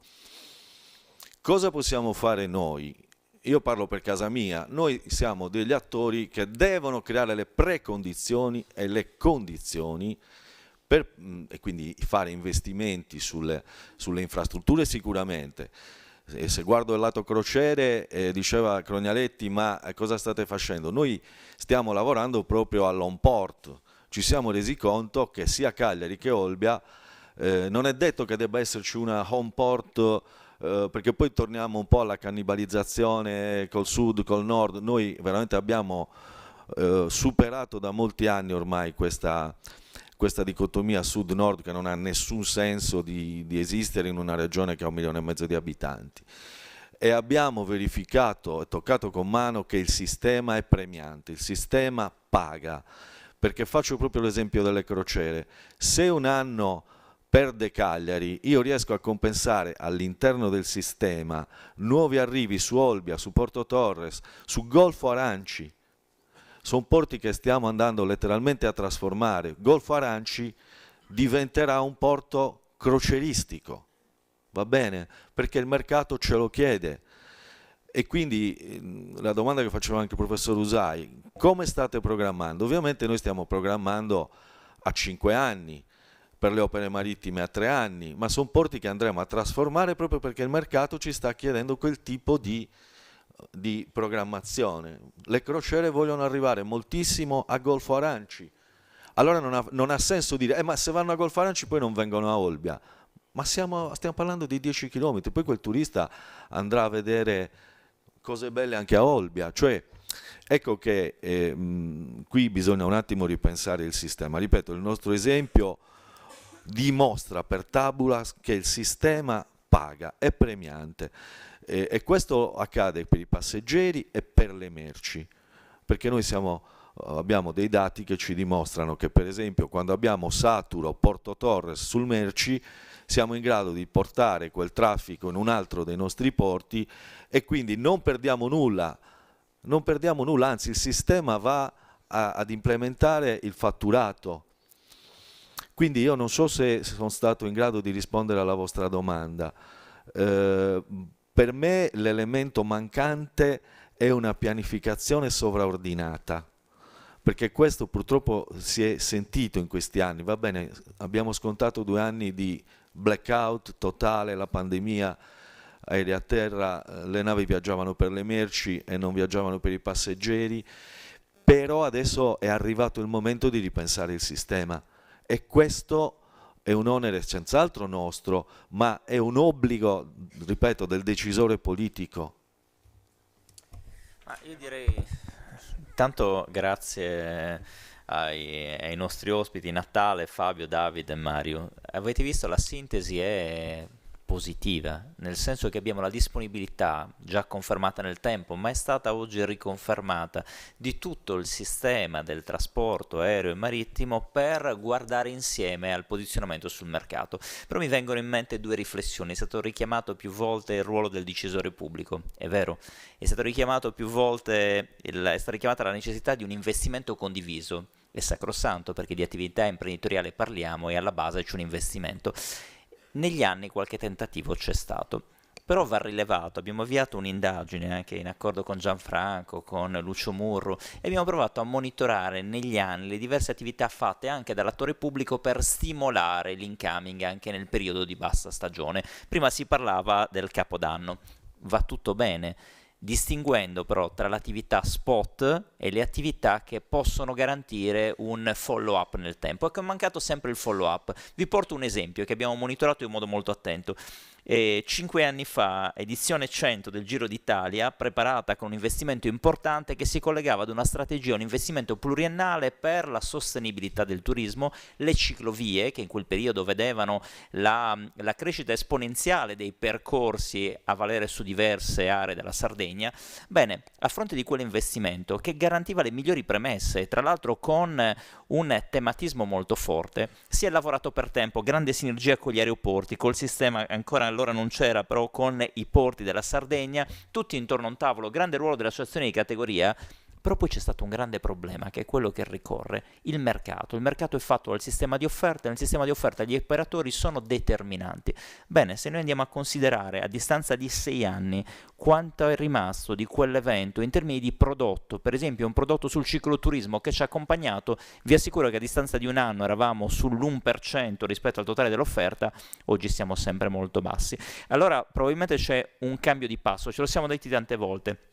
Call to Action nasce per stimolarci a vicenda, non c'è un colpevole, ci sono tante opportunità da cogliere, però dobbiamo iniziare a coglierle tutte insieme. Se è vero che, come è stato dimostrato dai dati, il sistema del trasporto ha fatto la sua parte, ci ha messo a disposizione i posti, noi non siamo stati bravi a reagire. Allora chiediamoci il perché poi è tutto lì, il sistema di offerta deve essere presente, dobbiamo avere un prodotto, col prodotto messo a scaffale, poi ognuno di noi lo sa. Se abbiamo un prodotto che vale, siamo i primi a raggiungerlo e ad acquistarlo, a prescindere dai sacrifici che dobbiamo fare. Ci sono località nel mondo dove il turista arriva con grandissimi sacrifici in termini di tempo e di spostamento e lo fa perché crede in quel prodotto. Bene, forse è il momento di invertire la tendenza. Anche noi possiamo avere un sistema di offerta performante, sicuramente con l'aiuto del pubblico, però ci dobbiamo credere prima di tutto noi. E qua mi rivolgo non soltanto agli operatori, ma anche ai ragazzi che potranno essere impegnati in creazione di start-up per i tanti tematismi che mancano. Ringraziamo ancora i nostri ospiti e questo è un assist importante per il nostro Joseph che ci illuminerà per strategie di vendita efficaci e in particolare richiamerà, è evidente, ognuno di noi alle proprie responsabilità. Gli operatori aeroporto e porto lo hanno già fatto, sono disponibili, gli operatori del turismo possono ancora fare qualcosa in più, ce lo dimostrano i dati ma ce lo diciamo anche noi nelle chiacchierate che facciamo. Grazie a tutti. Joseph, sei con noi? Ciao Antonio, buongiorno a tutti. Eccoci, siamo tutti per te. Ciao Giorgio. Bene, ho ascoltato con molto interesse quello che avete detto, quello che emerge chiaramente è esattamente la conclusione alla quale siete arrivati, cioè la difficoltà che c'è nel territorio, che c'è in Sardegna a fare il sistema. Purtroppo sapete tutti bene che conosco molto bene questa terra, che per motivi personali la amo molto. La grande difficoltà che abbiamo sempre è quella di lavorare insieme con un unico obiettivo, che deve essere: dobbiamo lavorare tutti insieme come un sistema per attirare i turisti in Sardegna, e quando arrivano in Sardegna possiamo cominciare a discutere, a litigare perché arrivino da una parte o vadano a farsi la vacanza in un'altra destinazione dell'interno della Sardegna, ma lo scopo fondamentale deve essere quello di capire che noi come Sardegna siamo una grande destinazione che deve competere in una destinazione molto competitiva e molto complessa come il Mediterraneo con altre destinazioni. Detto questo, ma questo è un discorso che abbiamo parlato tante volte, è un problema che prima o poi dovremmo affrontare tutti collettivamente e renderci conto che questa è sicuramente la unica strada che abbiamo per far fare un salto, non dico di qualità, sino di competitività, e non necessariamente attrattività, perché per fortuna la Sardegna ha una grandissima attrattività, ma per poter essere sicuramente una delle primerissime destinazioni turistiche nel Mediterraneo. Detto questo, scusatemi la filippica in questo momento, direi che possiamo passare in qualche maniera a vedere un po' qualche ragionamento di come si potrebbe vendere un prodotto turistico. Mi confermate che le slide si vedono?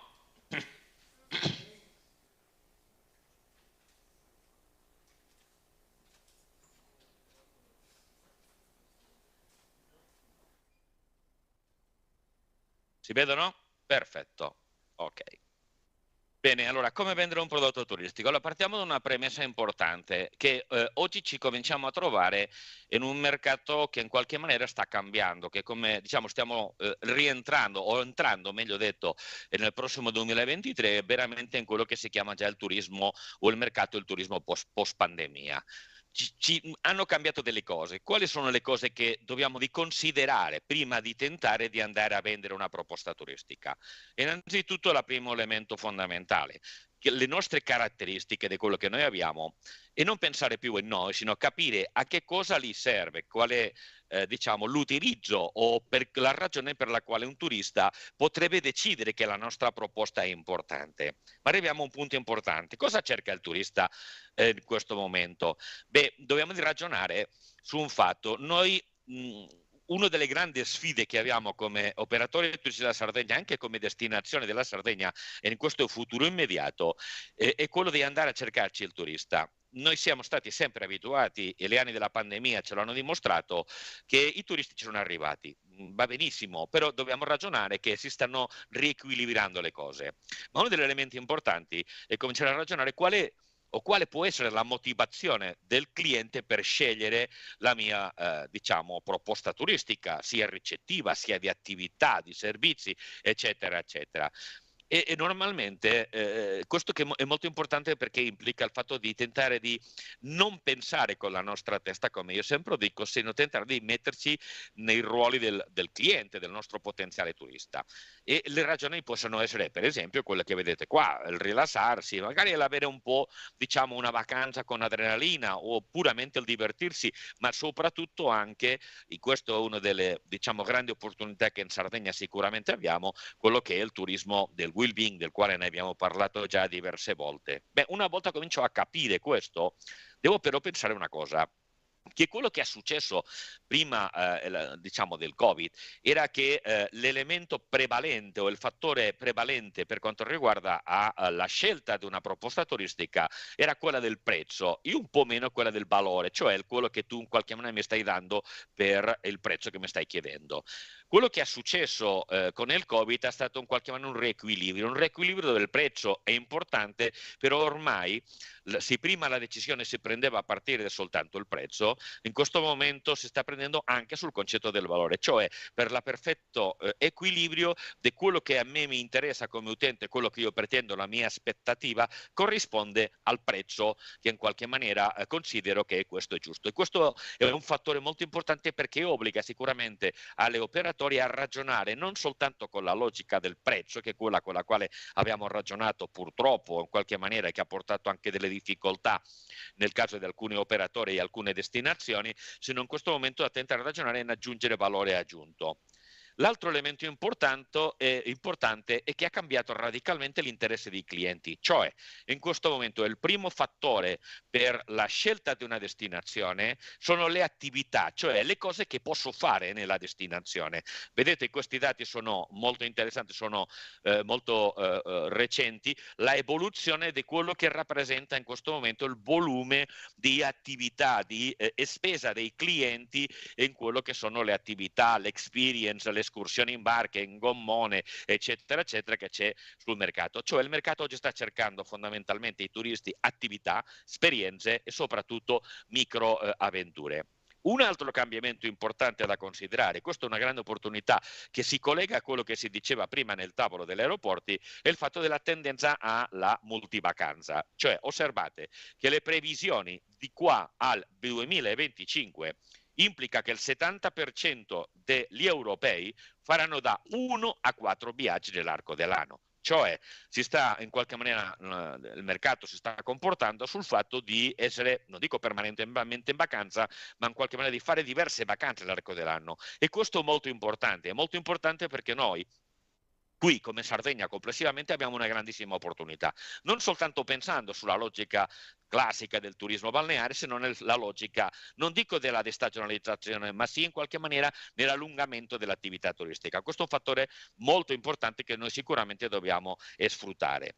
L'altro cambiamento importante che abbiamo è il desiderio di personalizzazione della domanda, cioè che cosa noi come operatori, quando dobbiamo andare a decidere come commercializzare e dove commercializzare, dobbiamo considerare. Cioè il cliente oggi, quando cerca una proposta turistica, un'offerta, un pacchetto turistico, un'attività turistica, si fa fondamentalmente a questi tre criteri, cioè che cosa mi dai per i miei soldi, per quello che mi stai chiedendo, Che cosa otterrò fondamentalmente per quello che tu mi stai in qualche momento proponendo, cioè la mia aspettativa, il value for my experience, ma ovviamente il tempo che in qualche maniera come lo sfrutterò, quale sarà il mio livello di in qualche maniera diciamo soddisfazione di quello che mi stai proponendo. Queste sono tre domande che anche noi quando facciamo i turisti ci chiediamo prima di procedere a decidere. Ma c'è un fattore che è molto importante e che è quello che noi dobbiamo sfruttare, il riequilibrio fra la vendita diciamo diretta e la vendita intermediata. Come sapete molto bene voi operatori,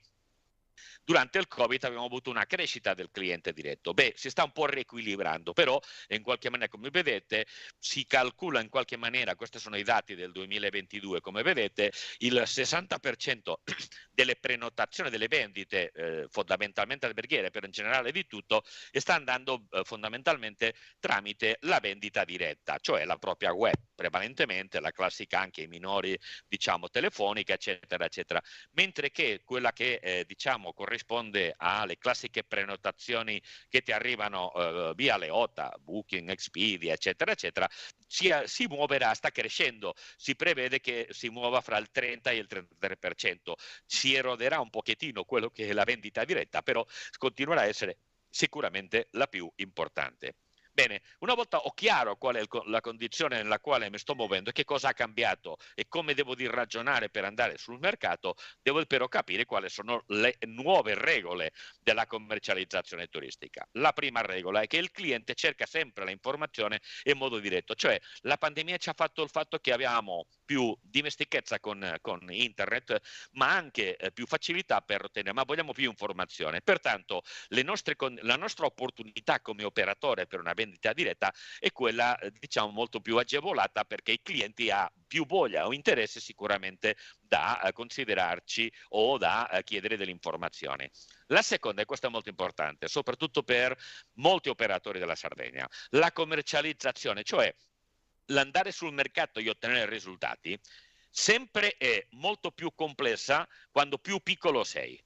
Che cosa vuole dire? Che se io voglio lavorare sul mercato italiano, vabbè, mi posso arrangiare, ma ipotizziamo che uno dice, vabbè, mi interessa entrare perché gli aeroporti lavoreranno bene, mi porteranno più collegamenti con il mercato tedesco, per esempio mi può interessare andare sul mercato tedesco o svizzero, francese o inglese, eccetera.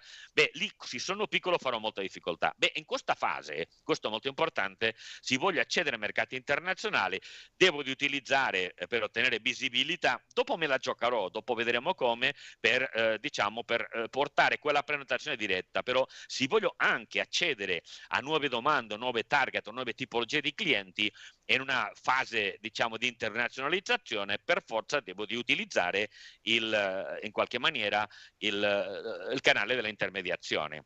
Pertanto, se l'operatore si trova anche in una tappa iniziale, quegli operatori che stanno iniziando devono in qualche modo appoggiarsi per l'intermediazione, per man mano andare a ridurre quello che sarà la sua dipendenza.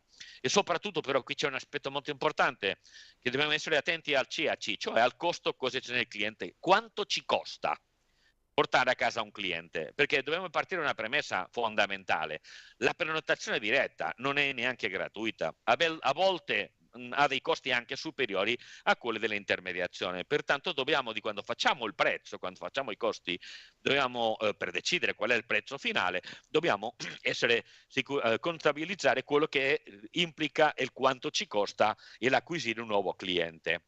Ma soprattutto quando vogliamo andare alla commercializzazione diretta dobbiamo essere attenti al gap fra noi e i clienti. Cos'è il gap? E qui dove spesso l'operatore della Sardegna non se ne rende conto che è la sua difficoltà, cioè che magari la mia web, i miei canali di commercializzazione, il mio booking engine ormai non è adeguato o è molto indietro a quello che il cliente sta cercando. Ma è spesso la lingua, perché c'è un elemento di base. È vero che i tedeschi normalmente parlano l'inglese, ma anche i francesi, però il problema fondamentale è che quelli vogliono molta informazione e ovviamente la vogliono in propria lingua. Pertanto qui c'è un problema importante.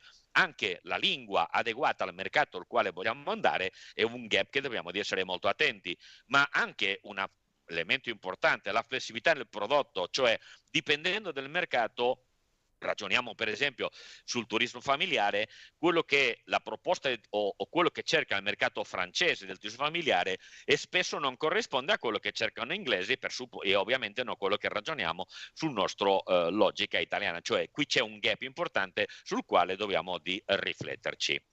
Dobbiamo essere consapevoli anche come regola che essere presenti nel mercato on time e all time, cioè qui è un aspetto fondamentale. La logica è molto questa. Io posso avere il mio albergo chiuso perché ho finito la stagione, ma devo di essere apparentemente per il cliente aperto, cioè sul mercato. Io devo di essere connesso nel mercato. Perché? Perché il mercato internazionale, lo abbiamo visto recentemente nella ultima fiera, la World Travel Market, il mercato sta già cominciando a pensare, a cercare ispirazione per la prossima vacanza. Vi ricordo quello che vi ho detto prima, la gente vuole fare più vacanze, ma anche in primavera. Quello vuole dire che sicuramente io devo in qualche maniera essere operativo 365 giorni. Come faccio questo? Io devo andare alla caccia, ma soprattutto essere preparato perché mi arrivi una richiesta di una prenotazione magari per il mese di agosto, a dicembre o a gennaio. Cioè questo mi obbliga sicuramente a essere con il mio prodotto, con la mia vetrina, con i miei canali, ma devo di comunicare costantemente che esisto. Questo è fondamentale. Cioè quella logica sulla quale abbiamo lavorato per tanti anni, per la quale lavoravamo sulla stagione, chiudevamo la stagione a settembre-ottobre, chiudevamo tutto, ci andavamo a vacanza, non facevamo niente e quando arrivava Pasqua ripartivamo, non funziona più. Perché? Perché il mercato oggi sta costantemente alla ricerca di informazioni e di suggerimenti, ispirazioni. Pertanto il fatto di sarò chiuso, non operativo realmente, ma dovrei essere veramente operativo con la disponibilità a venderci. Questo mi obbliga sicuramente a ragionare e a cambiare un po' la mia impostazione. Questo dobbiamo però essere attenti anche a una tendenza importante, tendenza che è quella o della propensione della domanda turistica, soprattutto europea, a quello che si chiama il one stop shop. Cos'è questo? Questo vuole dire che il turista che magari è arrivato alla nostra web, dove io sono un albergo per esempio, vuole avere informazioni di che cosa può fare, quali servizi può utilizzare miei, ma anche fuori, diciamo fare le escursioni, utilizzare le biciclette, eccetera, eccetera. Cioè io devo dare tutta questa informazione perché questo, vi ricordo che oggi il primo fattore di scelta per una destinazione sono le attività che posso fare. Che cosa vuole dire questo? Vuole dire che io, operatore, devo essere interconnesso con altri operatori della mia destinazione, della mia zona, eccetera, magari per utilizzare, per rafforzare la mia offerta e far sì che il cliente decida. Pertanto il one stop shop oggi è anche la chiave per la quale stanno funzionando, stanno ripartendo abbastanza bene le OLTA, cioè hanno capito che il cliente vuole prenotare o avere tutta l'informazione e non aprire costantemente nuovi siti, eccetera, eccetera. Cioè dobbiamo ragionare che un operatore, quello che dicevo all'inizio, da solo fa molta fatica, pertanto dobbiamo appoggiarci, magari non operatori che sono concorrenza diretta, ma sì quelli che possono andare a rafforzare con i suoi servizi o attività quello che sono le mie proposte. E qui arriviamo a un punto importante, come questa commercializzazione del XXI secolo, complicata, dove prende molta importanza oggi quello che si chiama il channel mix, cioè il lavorare bene con un buon equilibrio fra la commercializzazione diretta che mi serve per arrivare a un potenziale cliente con i miei propri sforzi medi, fondamentalmente i mercati classici della Sardegna, soprattutto quello italiano, ma devo utilizzare l'intermediazione, i canali di distribuzione, perché questo mi può portare clienti o mi può facilitare arrivare a mercati che io difficilmente sia perché non sono presente per la difficoltà per emergere o anche per i costi, sicuramente mi è molto difficile andare direttamente, pertanto posso ragionare per stabilire un mix dentro del mio sistema di commercializzazione, dentro della mia strategia di commercializzazione per poter arrivare a questi mercati.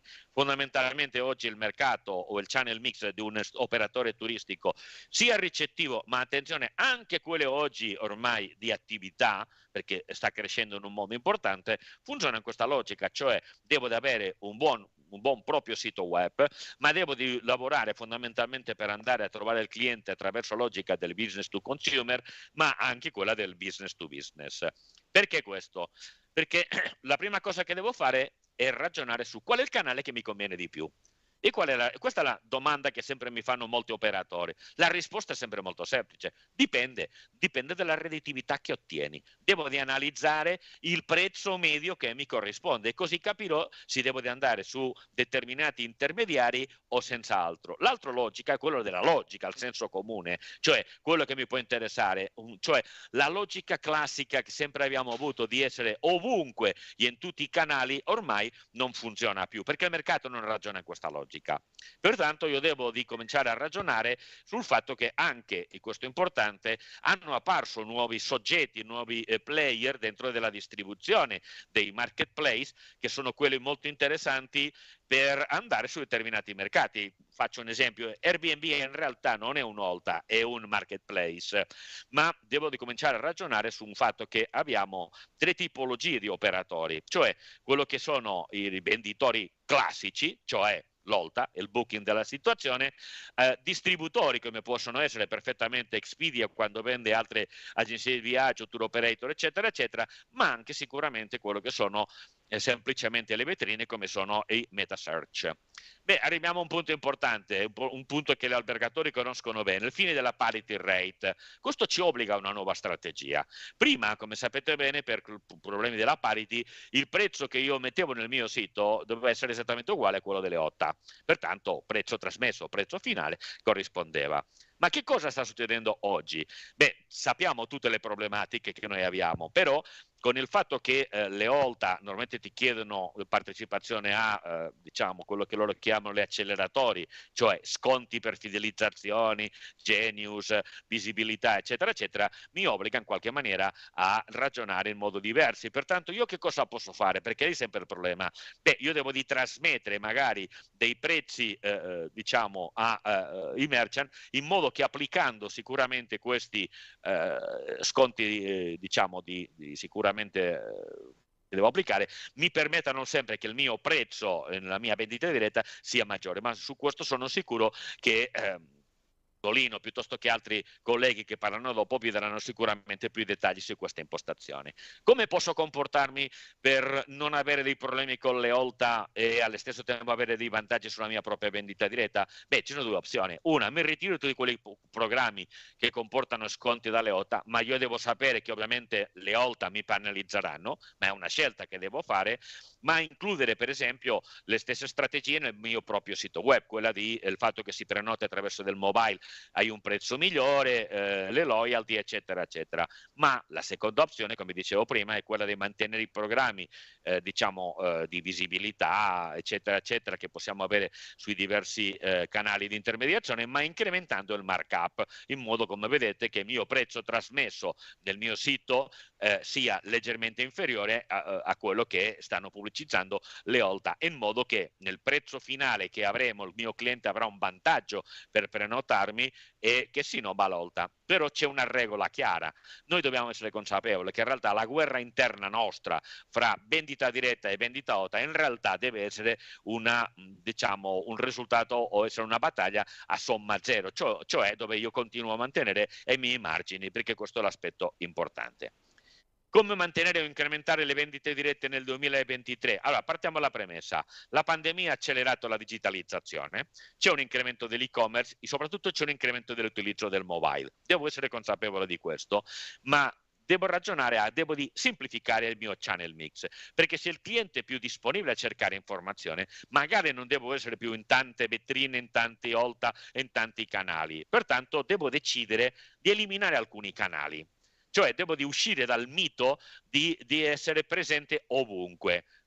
Ragiono su quello che dicevo. Come vado a dire questo mi conviene, questo non mi conviene? Beh, fondamentalmente devo di fare questi ragionamenti. Sono dei canali o degli operatori che mi portano clienti soltanto in alta stagione quando io già sono pieno, o fuori delle date clou? Allora magari non mi interessa, perché non mi aiuta diciamo, a portare più clienti quando a me mi può interessare. O magari un'altra delle scelte è il fatto che sono diciamo operatori, portali, canali, tour operator, agenzie che mi portano dei clienti ai mercati ai quali già posso arrivare io tranquillamente senza troppe preoccupazioni.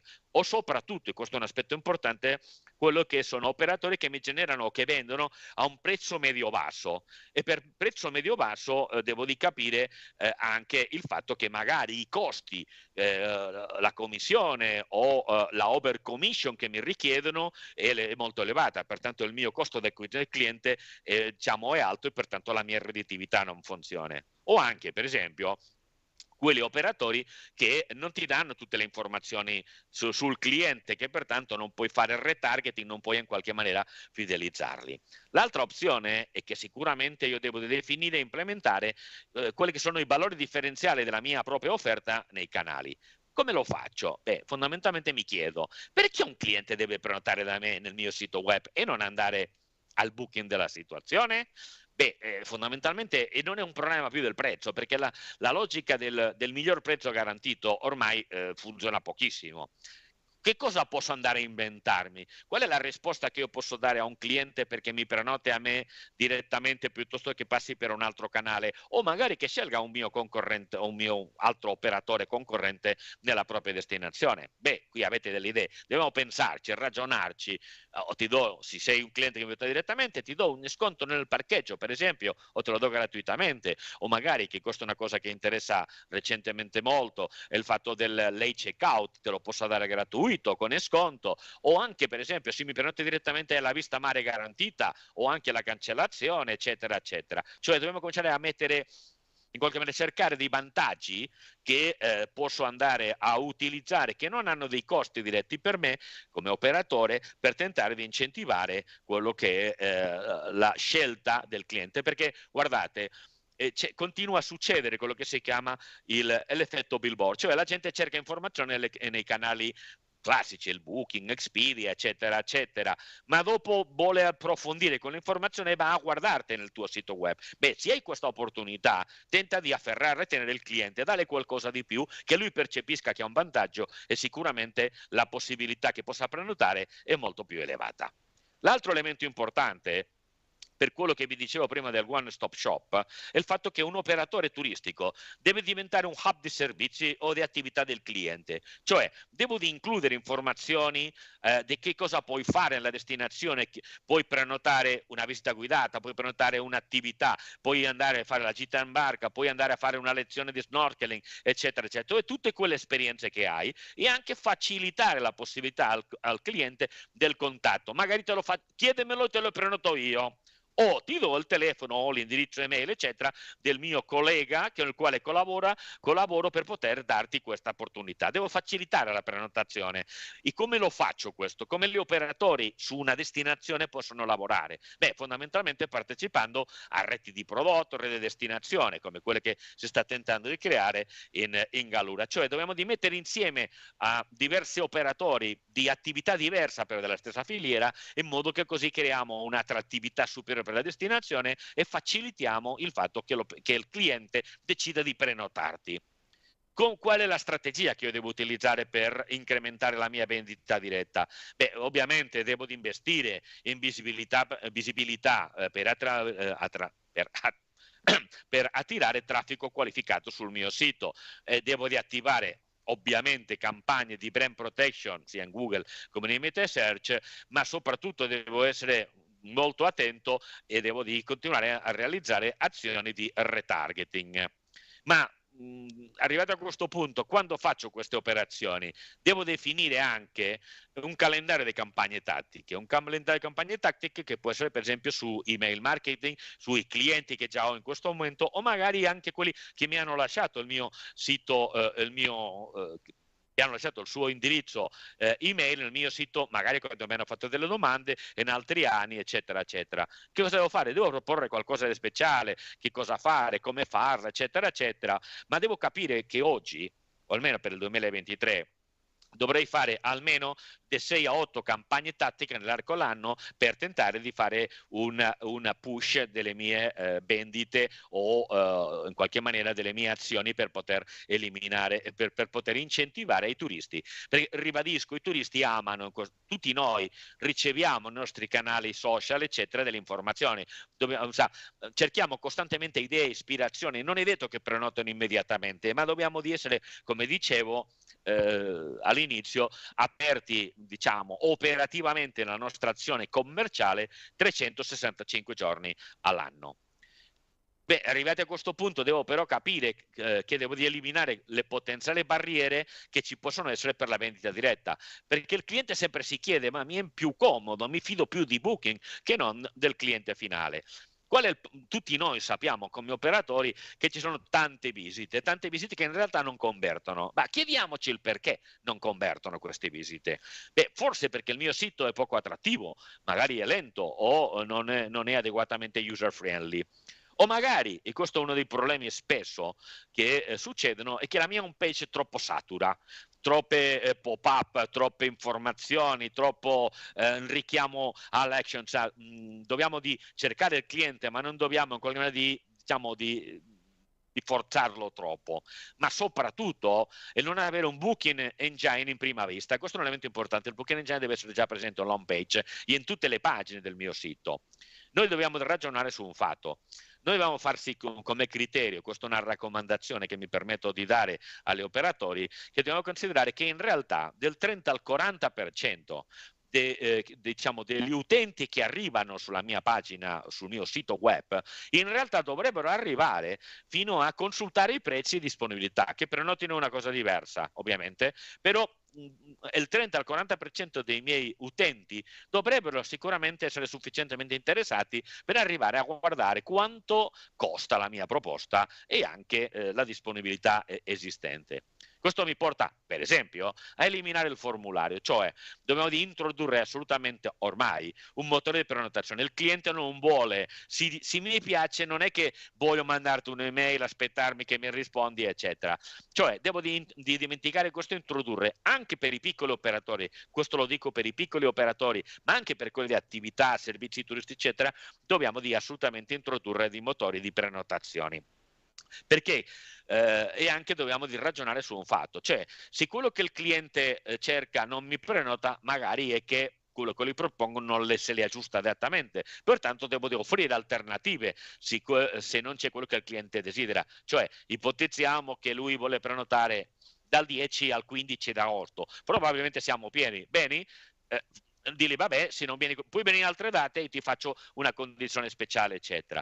Quello che è molto importante in questo caso concreto è indurlo a contattarti telefonicamente o anche magari in email sicuramente, o soprattutto quello che ti chiede informazione non sei aperto, eccetera, perché magari non ha capito bene diciamo la stagionalità della struttura, del servizio, eccetera, o anche quello spesso sulle attività dove diciamo beh prenota però non te lo confermo se non sei un gruppo inferiore a 10, eccetera, eccetera, beh tentare diciamo a farlo contattare, a mettersi in contatto con te in modo che tu puoi andare a dargli diciamo dei vantaggi, che si senta protetto e rassicurato, in modo che tu ti puoi portare il cliente.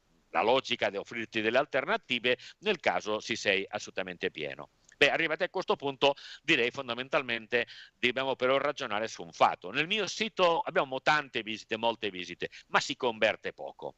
Che cosa devo di fare? Beh, devo di per esempio, controllare il prezzo dei miei partner, specialmente delle OTA, per evitare che ci siano troppe disparità fra il mio prezzo e i prezzi per i quali mi stanno vendendo determinati canali. Può darsi però che il mio prezzo sia inadeguato. In conseguenza dovrò ragionare per rivedere la mia strategia di revenue.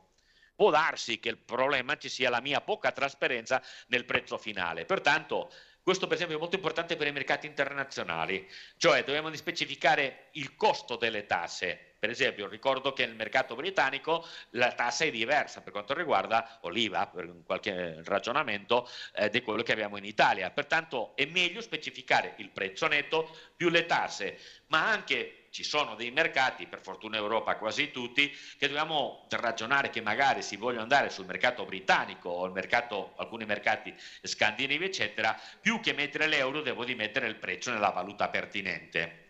Potrebbe darsi che in qualche maniera il mio contenuto del sito sia poco attrattivo, le foto non siano belle, non specifico abbastanza bene i servizi, le traduzioni per esempio, questo è un aspetto che spesso non prestiamo attenzione, che spesso utilizziamo Google Translator per tradurre, non va bene questo, ma soprattutto dobbiamo dare molta rilevanza a tutti quelli che sono gli aspetti differenziali della mia proposta rispetto a quello che fanno i miei competitor, che vuole dire la location, essere davanti al mare o avere determinate caratteristiche, o il fatto che posso fare una proposta di servizio e attività diversificate, cioè dobbiamo evitare di continuare a pensare come operatori, cioè noi, quello che noi abbiamo, è tentare di entrare in una logica di capire qual è diciamo, l'utilizzo o il vantaggio o il perché un turista dovrebbe prenotarmi, e questo sicuramente mi aiuterà al fatto di ottenere un vantaggio competitivo che sì, ho utilizzato bene tutte le leve che ho tentato di spiegarvi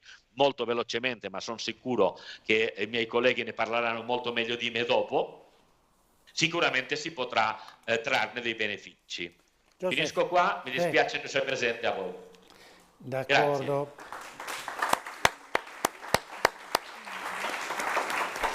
Grazie a Joseph Yark, sei sempre fonte di grande ispirazione per noi, Joseph, quindi ti ringraziamo. Tra l'altro voglio proprio utilizzare una cosa che hai detto tu sulle ineluttabili regole della commercializzazione, perché adesso parliamo con due nostri illustri ospiti di e-commerce, e quindi sull'e-commerce tu hai detto proprio come prima regola della commercializzazione essere presenti sul mercato on time e all time, cioè due cose che proprio con l'e-commerce si sposano in maniera perfetta. Ringrazio di essere a questo tavolo e di essere oggi con noi, perché è venuta da Cagliari, ha fatto un bel viaggione.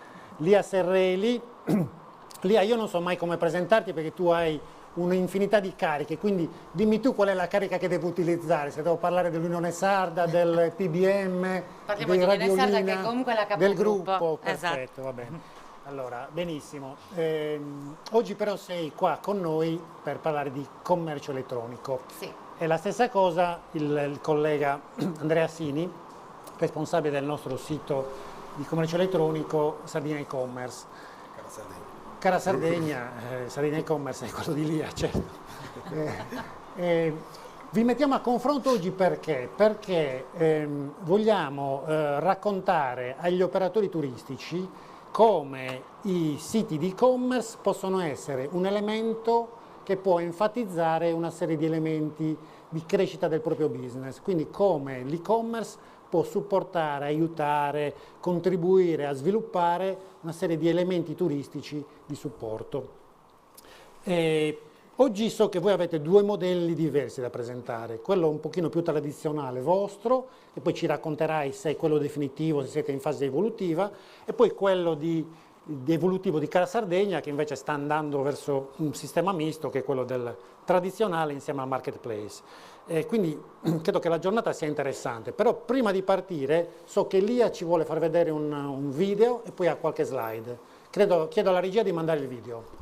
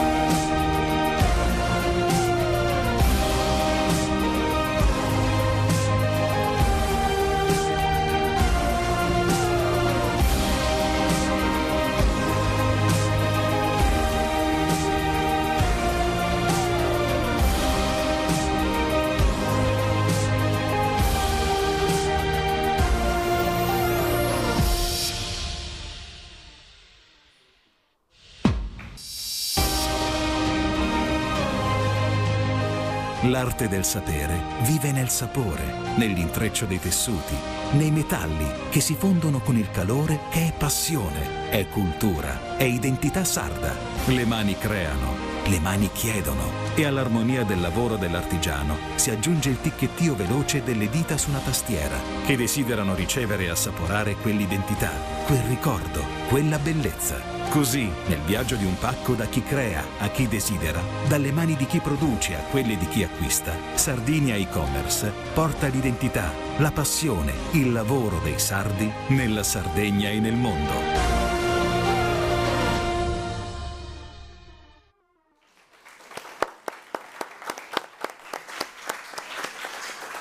Benissimo Lia, commentiamola a caldo. Cosa avete voluto raccontare con questo video? Esatto, quello che questo video vuole raccontare è proprio il perché un gruppo come il nostro, che quindi è un gruppo di informazione e comunicazione, si è avvicinato al mondo dell'e-commerce e del marketplace. Sicuramente il nostro intento non era e non è quello di diventare, di avere questo come principale mestiere. Il nostro intento era quello di valorizzare la Sardegna, di aiutare un popolo che ha ancora bisogno di conoscere il mondo del digitale, ed è che è quello appunto dei piccolissimi produttori. Quindi noi abbiamo detto, noi abbiamo comunque oltre 1 milione di contatti giornalieri, abbiamo modo di comunicare con più o meno tutta la Sardegna, perché non offrire tutto questo, le nostre conoscenze con la concessionaria, quindi col mondo della comunicazione d'azienda, a questi piccoli produttori, tant'è che per noi ancora oggi non è un'unità di business dell'azienda, ma oggi è ancora un'unità di costo dell'azienda, cioè di offerta da parte nostra al territorio di questa opportunità, perché assolutamente non è orientato a fare business, a fare margini, tant'è che poi lo vedremo dopo in qualche slide, non ci sono commissioni sul venduto, tutto viene offerto mettendo a disposizione quelle che sono le nostre competenze, quindi è un lavoro molto diverso da quello sicuramente che fa la Sardegna. Non mi definisco neanche competitor, ecco, il nostro mood è proprio un altro, ed è quello di comunicare. E poi sicuramente avendo vissuto questa esperienza insieme a tutte le aziende del gruppo, abbiamo imparato qualcosa e presto presenteremo un altro modello, credo a fine febbraio, che si apre anche ad un altro mercato. Perfetto. Va bene, vuoi iniziare subito con le slide? Così Va bene, andiamo. Un po' riepilogano con questo, giusto? Sì. Un po'... no? Non funzionano? Aspetta. Col computer dicono. Qui. Quindi... Vado io? Vai.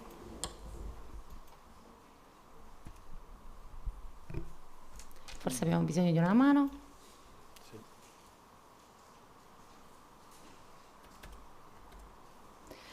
Comunque inizio a raccontare la prima slide, così insomma non vi annoiamo. Quello che volevo raccontare attraverso le slide era appunto che sono i valori di Sardinia e-commerce, che sono poi quelli del nostro gruppo editoriale.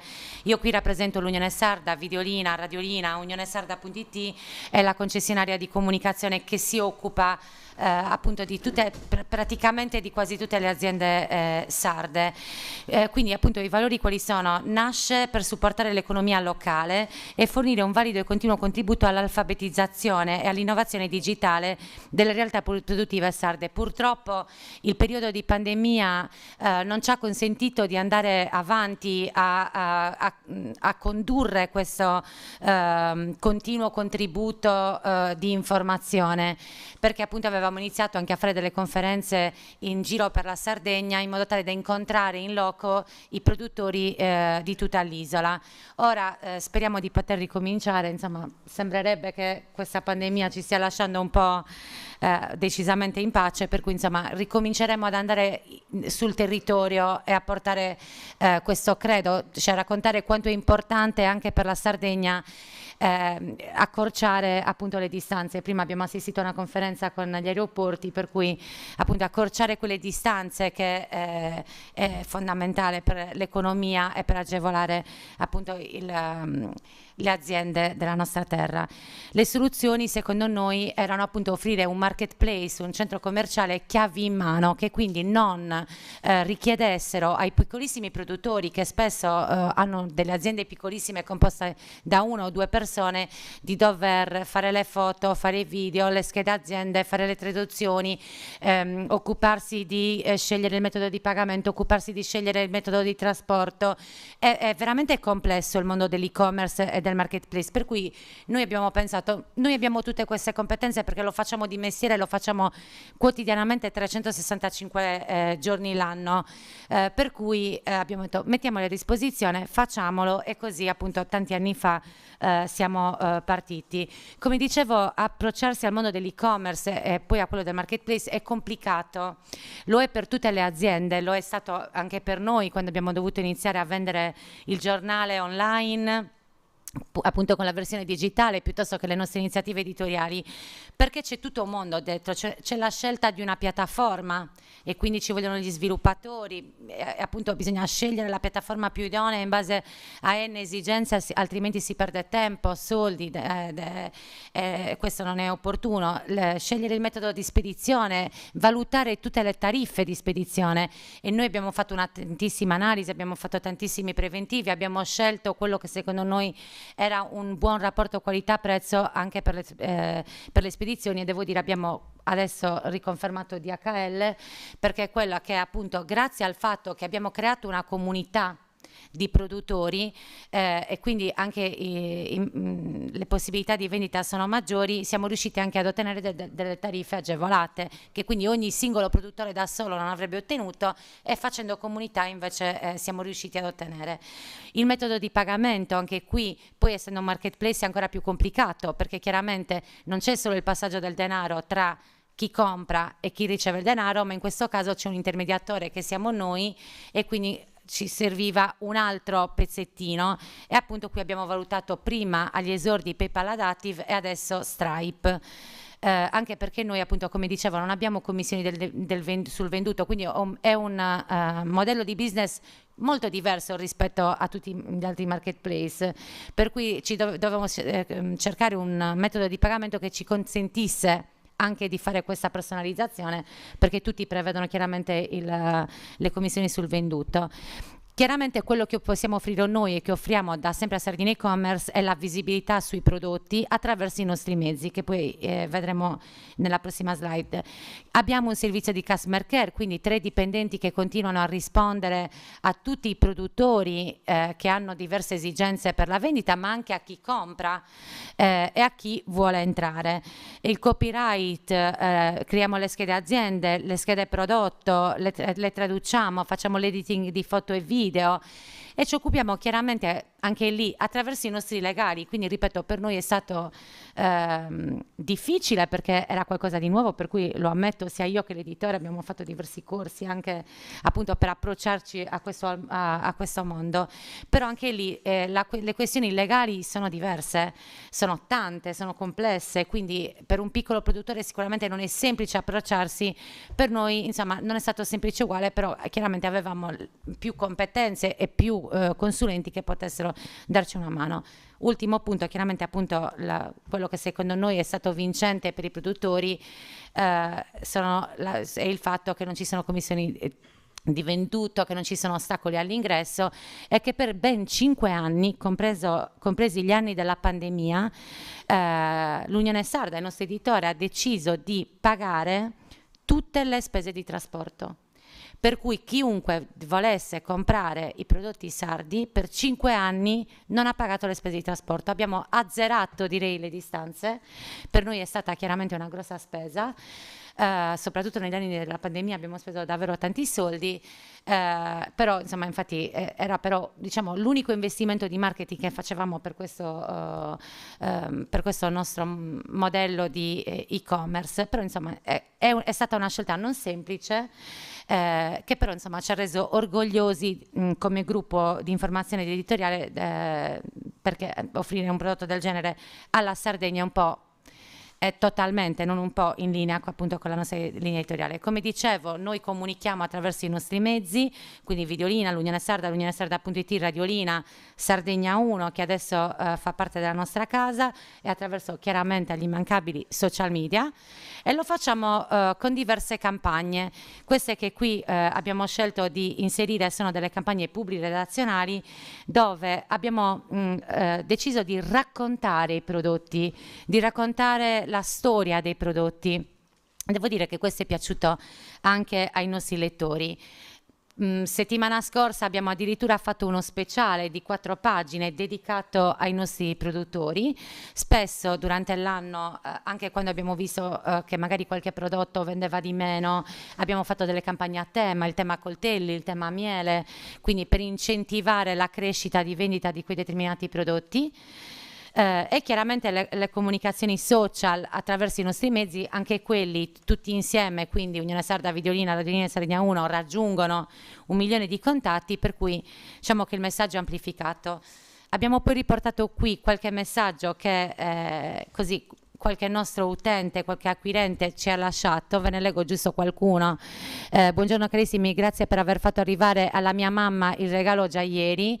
Durante il Covid soprattutto la gente ha riconosciuto in Sardegna e-commerce, ma sicuramente anche nell'altro marketplace, la forza di avvicinare così i propri cari che in quel momento non potevano viaggiare attraverso i sapori così di casa. Ottimi prodotti e spedizione estera velocissima, lo consiglio a tutti quelli che vogliono portare un po' di autentica Sardegna nella propria casa, grazie di cuore. Ci tengo davvero a ringraziarvi di cuore. Ora avete un'affezionata cliente che non smetterà di ringraziarvi per il servizio reso, ma insomma quello che poi risulta è che il prodotto Sardegna piace ed è un prodotto di gran valore che tutti insieme dovremo aiutare a far crescere. Benissimo, grazie alla dottoressa Serrelli. Andiamo a vedere invece, parliamo di Cara Sardegna. Cara Sardegna, Andrea Sini, modello abbastanza diverso. Sì, diverso. Buongiorno a tutti. Innanzitutto scusate per questa voce da doppiatore di soap opera del Sud America e sinusite. Sì, Cara Sardegna è diverso. Innanzitutto Cara Sardegna appartiene a un gruppo GEASAR, quindi Aeroporto Olbia Costa Smeralda. L'aeroporto poi ce l'abbiamo? Ok, scusate. Ci siamo? Un po' più avanti.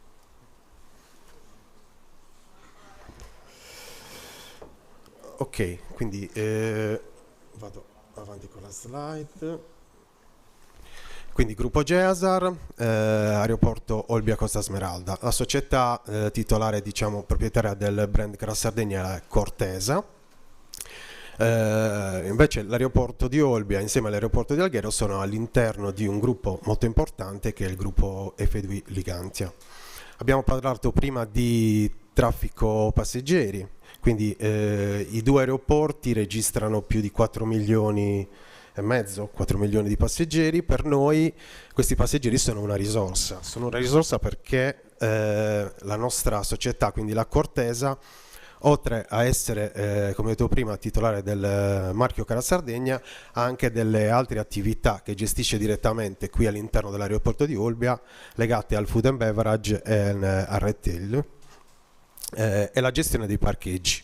Quindi potete pensare quante sinergie si possono fare con le nostre attività. Allora, nella slide successiva ho inserito i punti vendita Cara Sardegna. 4 sono all'interno dell'aeroporto di Olbia, abbiamo un punto vendita anche all'interno dell'aeroporto di Alghero, e poi tutte queste attività vengono raggruppate all'interno della piattaforma online che, come detto prima, è carasardegna.it, si chiama Carasardegna Marketplace. Okay, vai tu. Qui ho provato a indicare l'evoluzione storica del modello Carasardegna, quindi in realtà si parte dal 1994, si chiamava Frutti di Sardegna, poi qualche anno dopo, quindi nel 2003, abbiamo battezzata come Carasardegna. Nel 2005 è nato il sito internet carasardegna.it, quindi un periodo particolare, diciamo la preistoria dell'e-commerce. In America Amazon si stava sviluppando, in Europa diciamo i mercati di riferimento erano l'Inghilterra, la Francia e la Germania. L'Italia zoppicava da questo punto di vista, perché per la diffidenza degli italiani negli acquisti online, perché i sistemi di pagamento non erano ancora quelli attuali e perché i corrieri chiaramente non avevano dei sistemi di integrazione con le piattaforme e-commerce.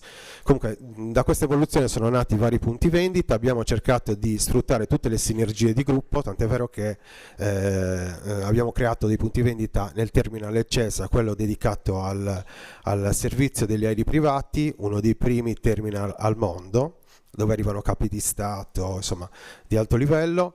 Abbiamo creato un punto vendita all'interno dell'aeroporto di Alghero, l'ultimo punto vendita fisico, e poi siamo arrivati al 2022, è nato il progetto del Marketplace, che è frutto di alcune considerazioni nate nel 2020, quindi con la pandemia, boom delle attività online e anche di Carasardegna, e lì chiaramente richieste da parte degli utenti, sono pervenute delle richieste su prodotti di nicchia che noi in quel momento non avevamo, quindi abbiamo deciso di innestare questa nuova tipologia di vendita, che è il Marketplace, che convive con la piattaforma e-commerce. Qui sotto vediamo l'evoluzione del fatturato, quindi nel 94 abbiamo registrato poco più di 600.000 euro di fatturato, quest'anno dovremo sforare i 6 milioni, quindi adesso abbiamo il Natale che per l'e-commerce è molto molto importante. In questa slide ho rappresentato, diciamo, i due modelli che non sono alternativi ma convivono tra loro, cioè mettiamoci nei panni di un cliente su Carasardegna può acquistare direttamente in un'unica soluzione i nostri prodotti, però allo stesso momento può acquistare anche dei nuovi prodotti di aziende che entrano all'interno del marketplace. Quindi con un unico ordine ha la possibilità di degustare i nostri prodotti più altri prodotti.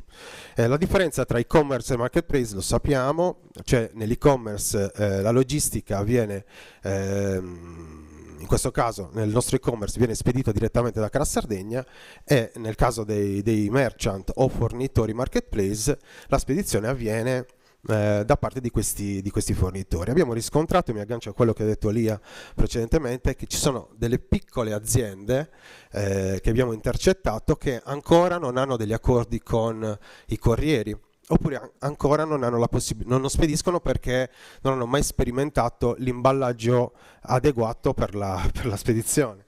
Questo è un problema che abbiamo cercato di risolvere attraverso il sistema di logistica integrata.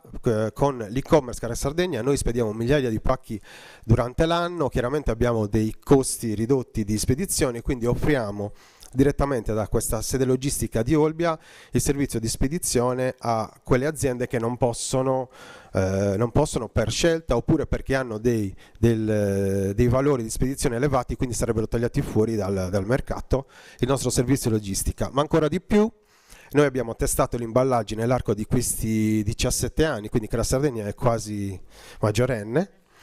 Abbiamo testato gli imballaggi, quindi offriamo anche un pacchetto di imballaggi con dei video associati alle aziende che non hanno, diciamo, l'imballaggio giusto per poter spedire. Quindi riteniamo che sia un prodotto a 360 gradi. Allora, di seguito ho brevemente indicato, mi metto gli occhiali perché non ci vedo.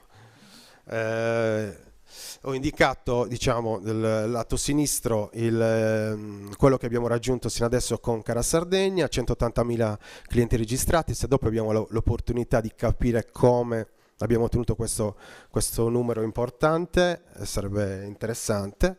Abbiamo 300 fornitori a catalogo, 2.300 articoli a catalogo, abbiamo venduto più di 2.400.000 prodotti nell'arco di questi ultimi anni. Abbiamo ottenuto nell'arco degli ultimi 3 anni, perché le recensioni ci sono da 3-4 anni circa, 2.124 recensioni, il 99,5% è positivo, quindi questo ci teniamo particolarmente. Per quanto riguarda il concetto del marketplace, abbiamo già inserito 95 aziende, stiamo parlando di 4-5 mesi all'interno della nostra piattaforma. 30 aziende sono in fase di contrattualizzazione, nel nostro catalogo sono presenti 760 nuovi articoli, per la precisione siamo quasi 800, perché ne abbiamo validato qualcuno ieri sera e stamattina. Ho ottenuto 612 ordini, la maggior parte di questi chiaramente sono stati già spediti. Anche qui c'è una curva che sale nel periodo di novembre-dicembre, chiaramente legata al Natale. E la cosa molto interessante è il Cara Airport Visibility, cioè abbiamo pensato che per dare visibilità a queste aziende di creare una sinergia anche con i punti vendita fisici. Abbiamo creato 3 corner qui all'interno dell'aeroporto, 2 anzi all'interno dell'aeroporto di Olbia e 1 all'interno dell'aeroporto di Alghero, dove ogni mese noi ospitiamo 5 aziende che hanno la possibilità di proporre 3 prodotti in vendita in aeroporto. Quindi insieme alla visibilità del marketplace, quindi online, quindi tutte le attività che si fanno online, cerchiamo di dare una visibilità fisica in punti che, come ho detto prima, intercettano milioni di persone, perché comunque ci sono proprio dei punti vendita fisici, una Olbia e una Alghero in particolare, dove tramite la modalità walk-through passano proprio tutti i passeggeri lì all'interno di quei punti vendita, quindi tutti sono potenziali clienti di questi prodotti, di queste nuove aziende, anche piccole in questo caso. Quindi ecco, questo, spero di aver dato qualche spunto interessante. Diciamo che per iniziare diciamo che ci siamo assolutamente, abbiamo dato un'idea generale. 2 modelli interessanti, devo dire, no? Che partono da presupposti completamente diversi lì.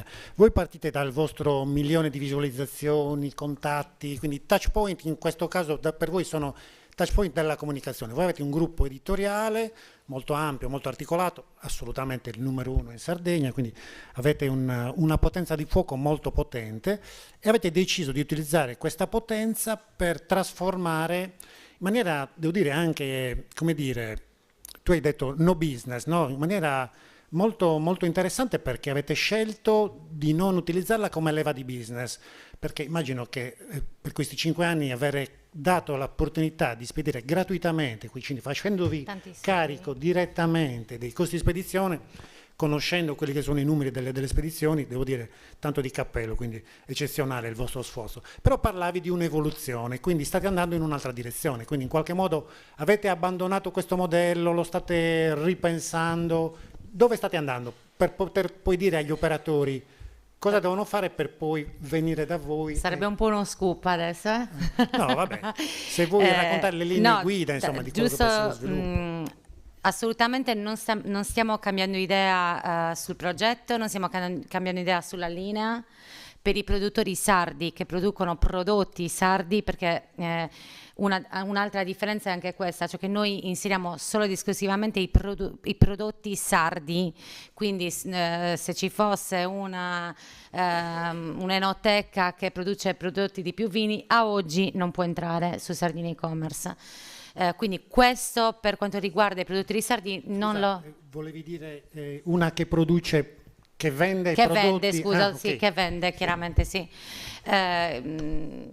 Quello che stiamo rivedendo, che stiamo ripensando è intanto un'evoluzione della piattaforma, un'evoluzione del sito, ma anche di dare l'accesso alla piattaforma a un'altra parte di Sardegna. quindi non solo i produttori ma anche un'altra parte di Sardegna importante che secondo noi ha ancora bisogno di avvicinarsi al mondo dell'e-commerce, della digitalizzazione. Siamo davvero tanto indietro, quello che raccontava lui è assolutamente vero, ci sono clienti, ci sono produttori che non hanno difficoltà ad effettuare le spedizioni, hanno difficoltà a scegliere appunto il pacchetto giusto, quindi voi offrendo la logistica avete sicuramente risolto un punto di debolezza che noi abbiamo, che però non intendiamo risolvere perché non è il nostro mestiere chiaramente, però sicuramente avere un punto logistico dal quale poter fare anche un'unica spedizione che quindi riduce anche le spese di trasporto è un'ottima scelta la vostra. Ci abbiamo riflettuto tante volte, però ripeto, siamo un gruppo editoriale e anche fare il magazzino, seguire la logistica, questo è troppo lontano da noi, è eccessivo. Sì, utilizziamo i nostri contatti che abbiamo individuato come traffico. Il marketplace appunto è diverso dall'e-commerce perché è un centro commerciale online. Quando si costruisce un centro commerciale, una degli elementi che si analizzano prima di scegliere dove costruire il centro commerciale è appunto capire quanto traffico di auto, di persone ruotano e possono ruotare potenzialmente attorno a quel centro commerciale appunto per poi farci entrare la clientela. In questo caso noi abbiamo detto quante persone ruotano intorno al nostro mondo? Beh, 1.100.000, adesso 1.300.000 con Sardegna 1 e c'è con insomma un po' quelle che sono stati i nostri miglioramenti. Però è questo che abbiamo pensato in un primo momento, quindi ci sarà un'evoluzione semplicemente perché ci approcciamo ad un'altra parte di Sardegna. Solo un'ultima domanda perché Sì. in qualche produttore serpeggerà il terrore, dice per 5 anni erano gratis e adesso andremo a pagare le spese? I produttori sardi continueranno a non pagare le spese, in tutto il modello comunque non ci saranno commissioni sul venduto. E ripeto, per i produttori ci sarà sempre la promessa che abbiamo dato, che ha dato peraltro il nostro editore che per la prima volta insomma, è venuto con noi a raccontare questo progetto perché è una sua idea, è una sua insomma, è un suo approccio al centro commerciale online e quindi quella promessa verrà assolutamente mantenuta perché ci crediamo, cioè proprio è la nostra linea editoriale. Siamo noi, quindi valorizzare la Sardegna, comunicare la Sardegna, informare sia sui fatti che chiaramente avvengono tutti i giorni, però visto che abbiamo questa forza, informare anche sull'importanza di essere presenti online oltre che fisicamente.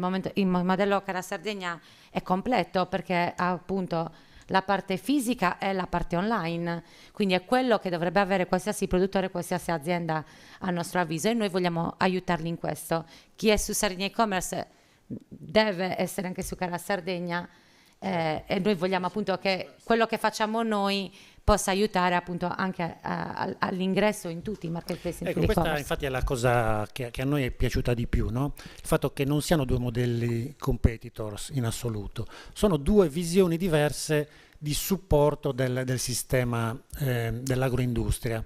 Da questo punto di vista chiedo ad Andrea, ovviamente 4 milioni e mezzo di passeggeri sono un valore importante, quindi significa anche la grande opportunità di portare i prodotti sardi fuori dalla Sardegna. Sì, 4 milioni e mezzo sono un valore importante che cerchiamo di intercettare nella maniera più intelligente che abbiamo pensato, che è quella di creare delle sinergie con i punti che accolgono questi turisti, che sono i nostri shop fisici. Quindi noi in quest'ultimo anno abbiamo superato i 300.000 clienti all'interno dei nostri punti vendita e a tutti questi clienti diamo una brochure e un coupon che invita a questi ad acquistare all'interno della piattaforma online. Chiaramente questa brochure e questa coupon ha una sorta di bonus a valore che questi possono utilizzare nell'arco dell'anno, quindi Per quello ritorno al numero che ho detto prima, 180.000 clienti registrati li abbiamo ottenuti negli anni utilizzando questa leva che è fondamentale. E poi una cosa interessante chiaramente è che i nostri clienti sono gran parte dei turisti. E permettono alla nostra attività online di creare la cosiddetta destagionalizzazione, cioè quando vengono qua in Sardegna si godono la Sardegna, acquistano i prodotti, li degustano, poi quando partono noi siamo presenti pronti all'interno degli aeroporti ad accoglierli, dargli consigli sul prodotto che si portano a casa e poi dargli questa opportunità di riacquistarli quando questi tornano nelle loro destinazioni in Italia e in Europa. Un'altra cosa che è interessante che abbiamo registrato nell'arco di questi anni è legata all'efficienza. L'efficienza ci ha portato anche a una ripetitività da parte dei nostri clienti sull'acquisto online. Quindi un cliente che acquista su Cara Sardegna normalmente acquista 3 volte l'anno, quindi è un valore interessante. In più abbiamo adottato tutti quei modelli che fanno diventare i nostri clienti degli ambasciatori, cioè sono loro che se propongono altri clienti hanno la possibilità di avere dei benefici che poi possono spendere dentro Cara Sardegna ed è un programma che è un'attività che fanno ripetutamente. Grazie Andrea. Un flash per chiudere, mercati di riferimento oltre a quello italiano? Al momento i mercati di riferimento sono, purtroppo non c'è il Regno Unito perché per il problema che sappiamo legato alle dogane, la Brexit, però abbiamo potenziato la Francia, la Germania e i Paesi Bassi che ci stanno dando degli ottimi risultati, quindi oltre all'Italia ci sono questi mercati che direi che sono il nostro riferimento. Lia, stessa domanda per voi, mercati di riferimento? Idem, anche noi abbiamo diversi acquisti da tutto il mondo, Francia, moltissimo Germania, perché chiaramente il target sono i sardi sicuramente, ma anche appunto i sardi nel mondo, così come i turisti. Forse unendo le nostre forze avremmo un po' tutto il bacino di potenziali acquirenti. Sì, tutto il mondo, Francia, Germania, siamo arrivati in Australia, ovunque, Italia tantissimo chiaramente. Va bene. Allora, rinnoviamo sia come Cara Sardegna sia come Sardegna E-Commerce l'invito a tutti i produttori per contattarci e trovare delle soluzioni insieme di commercializzazione. Vi ringrazio per la mattinata, ringrazio tutti i relatori, tutti voi che avete avuto la pazienza di stare ancora qui. Ci vediamo alle 2:15 per la sessione pomeridiana. A più tardi e buon pranzo. Grazie. Grazie Elia. Grazie a te. Gentilissima, grazie di essere venuta.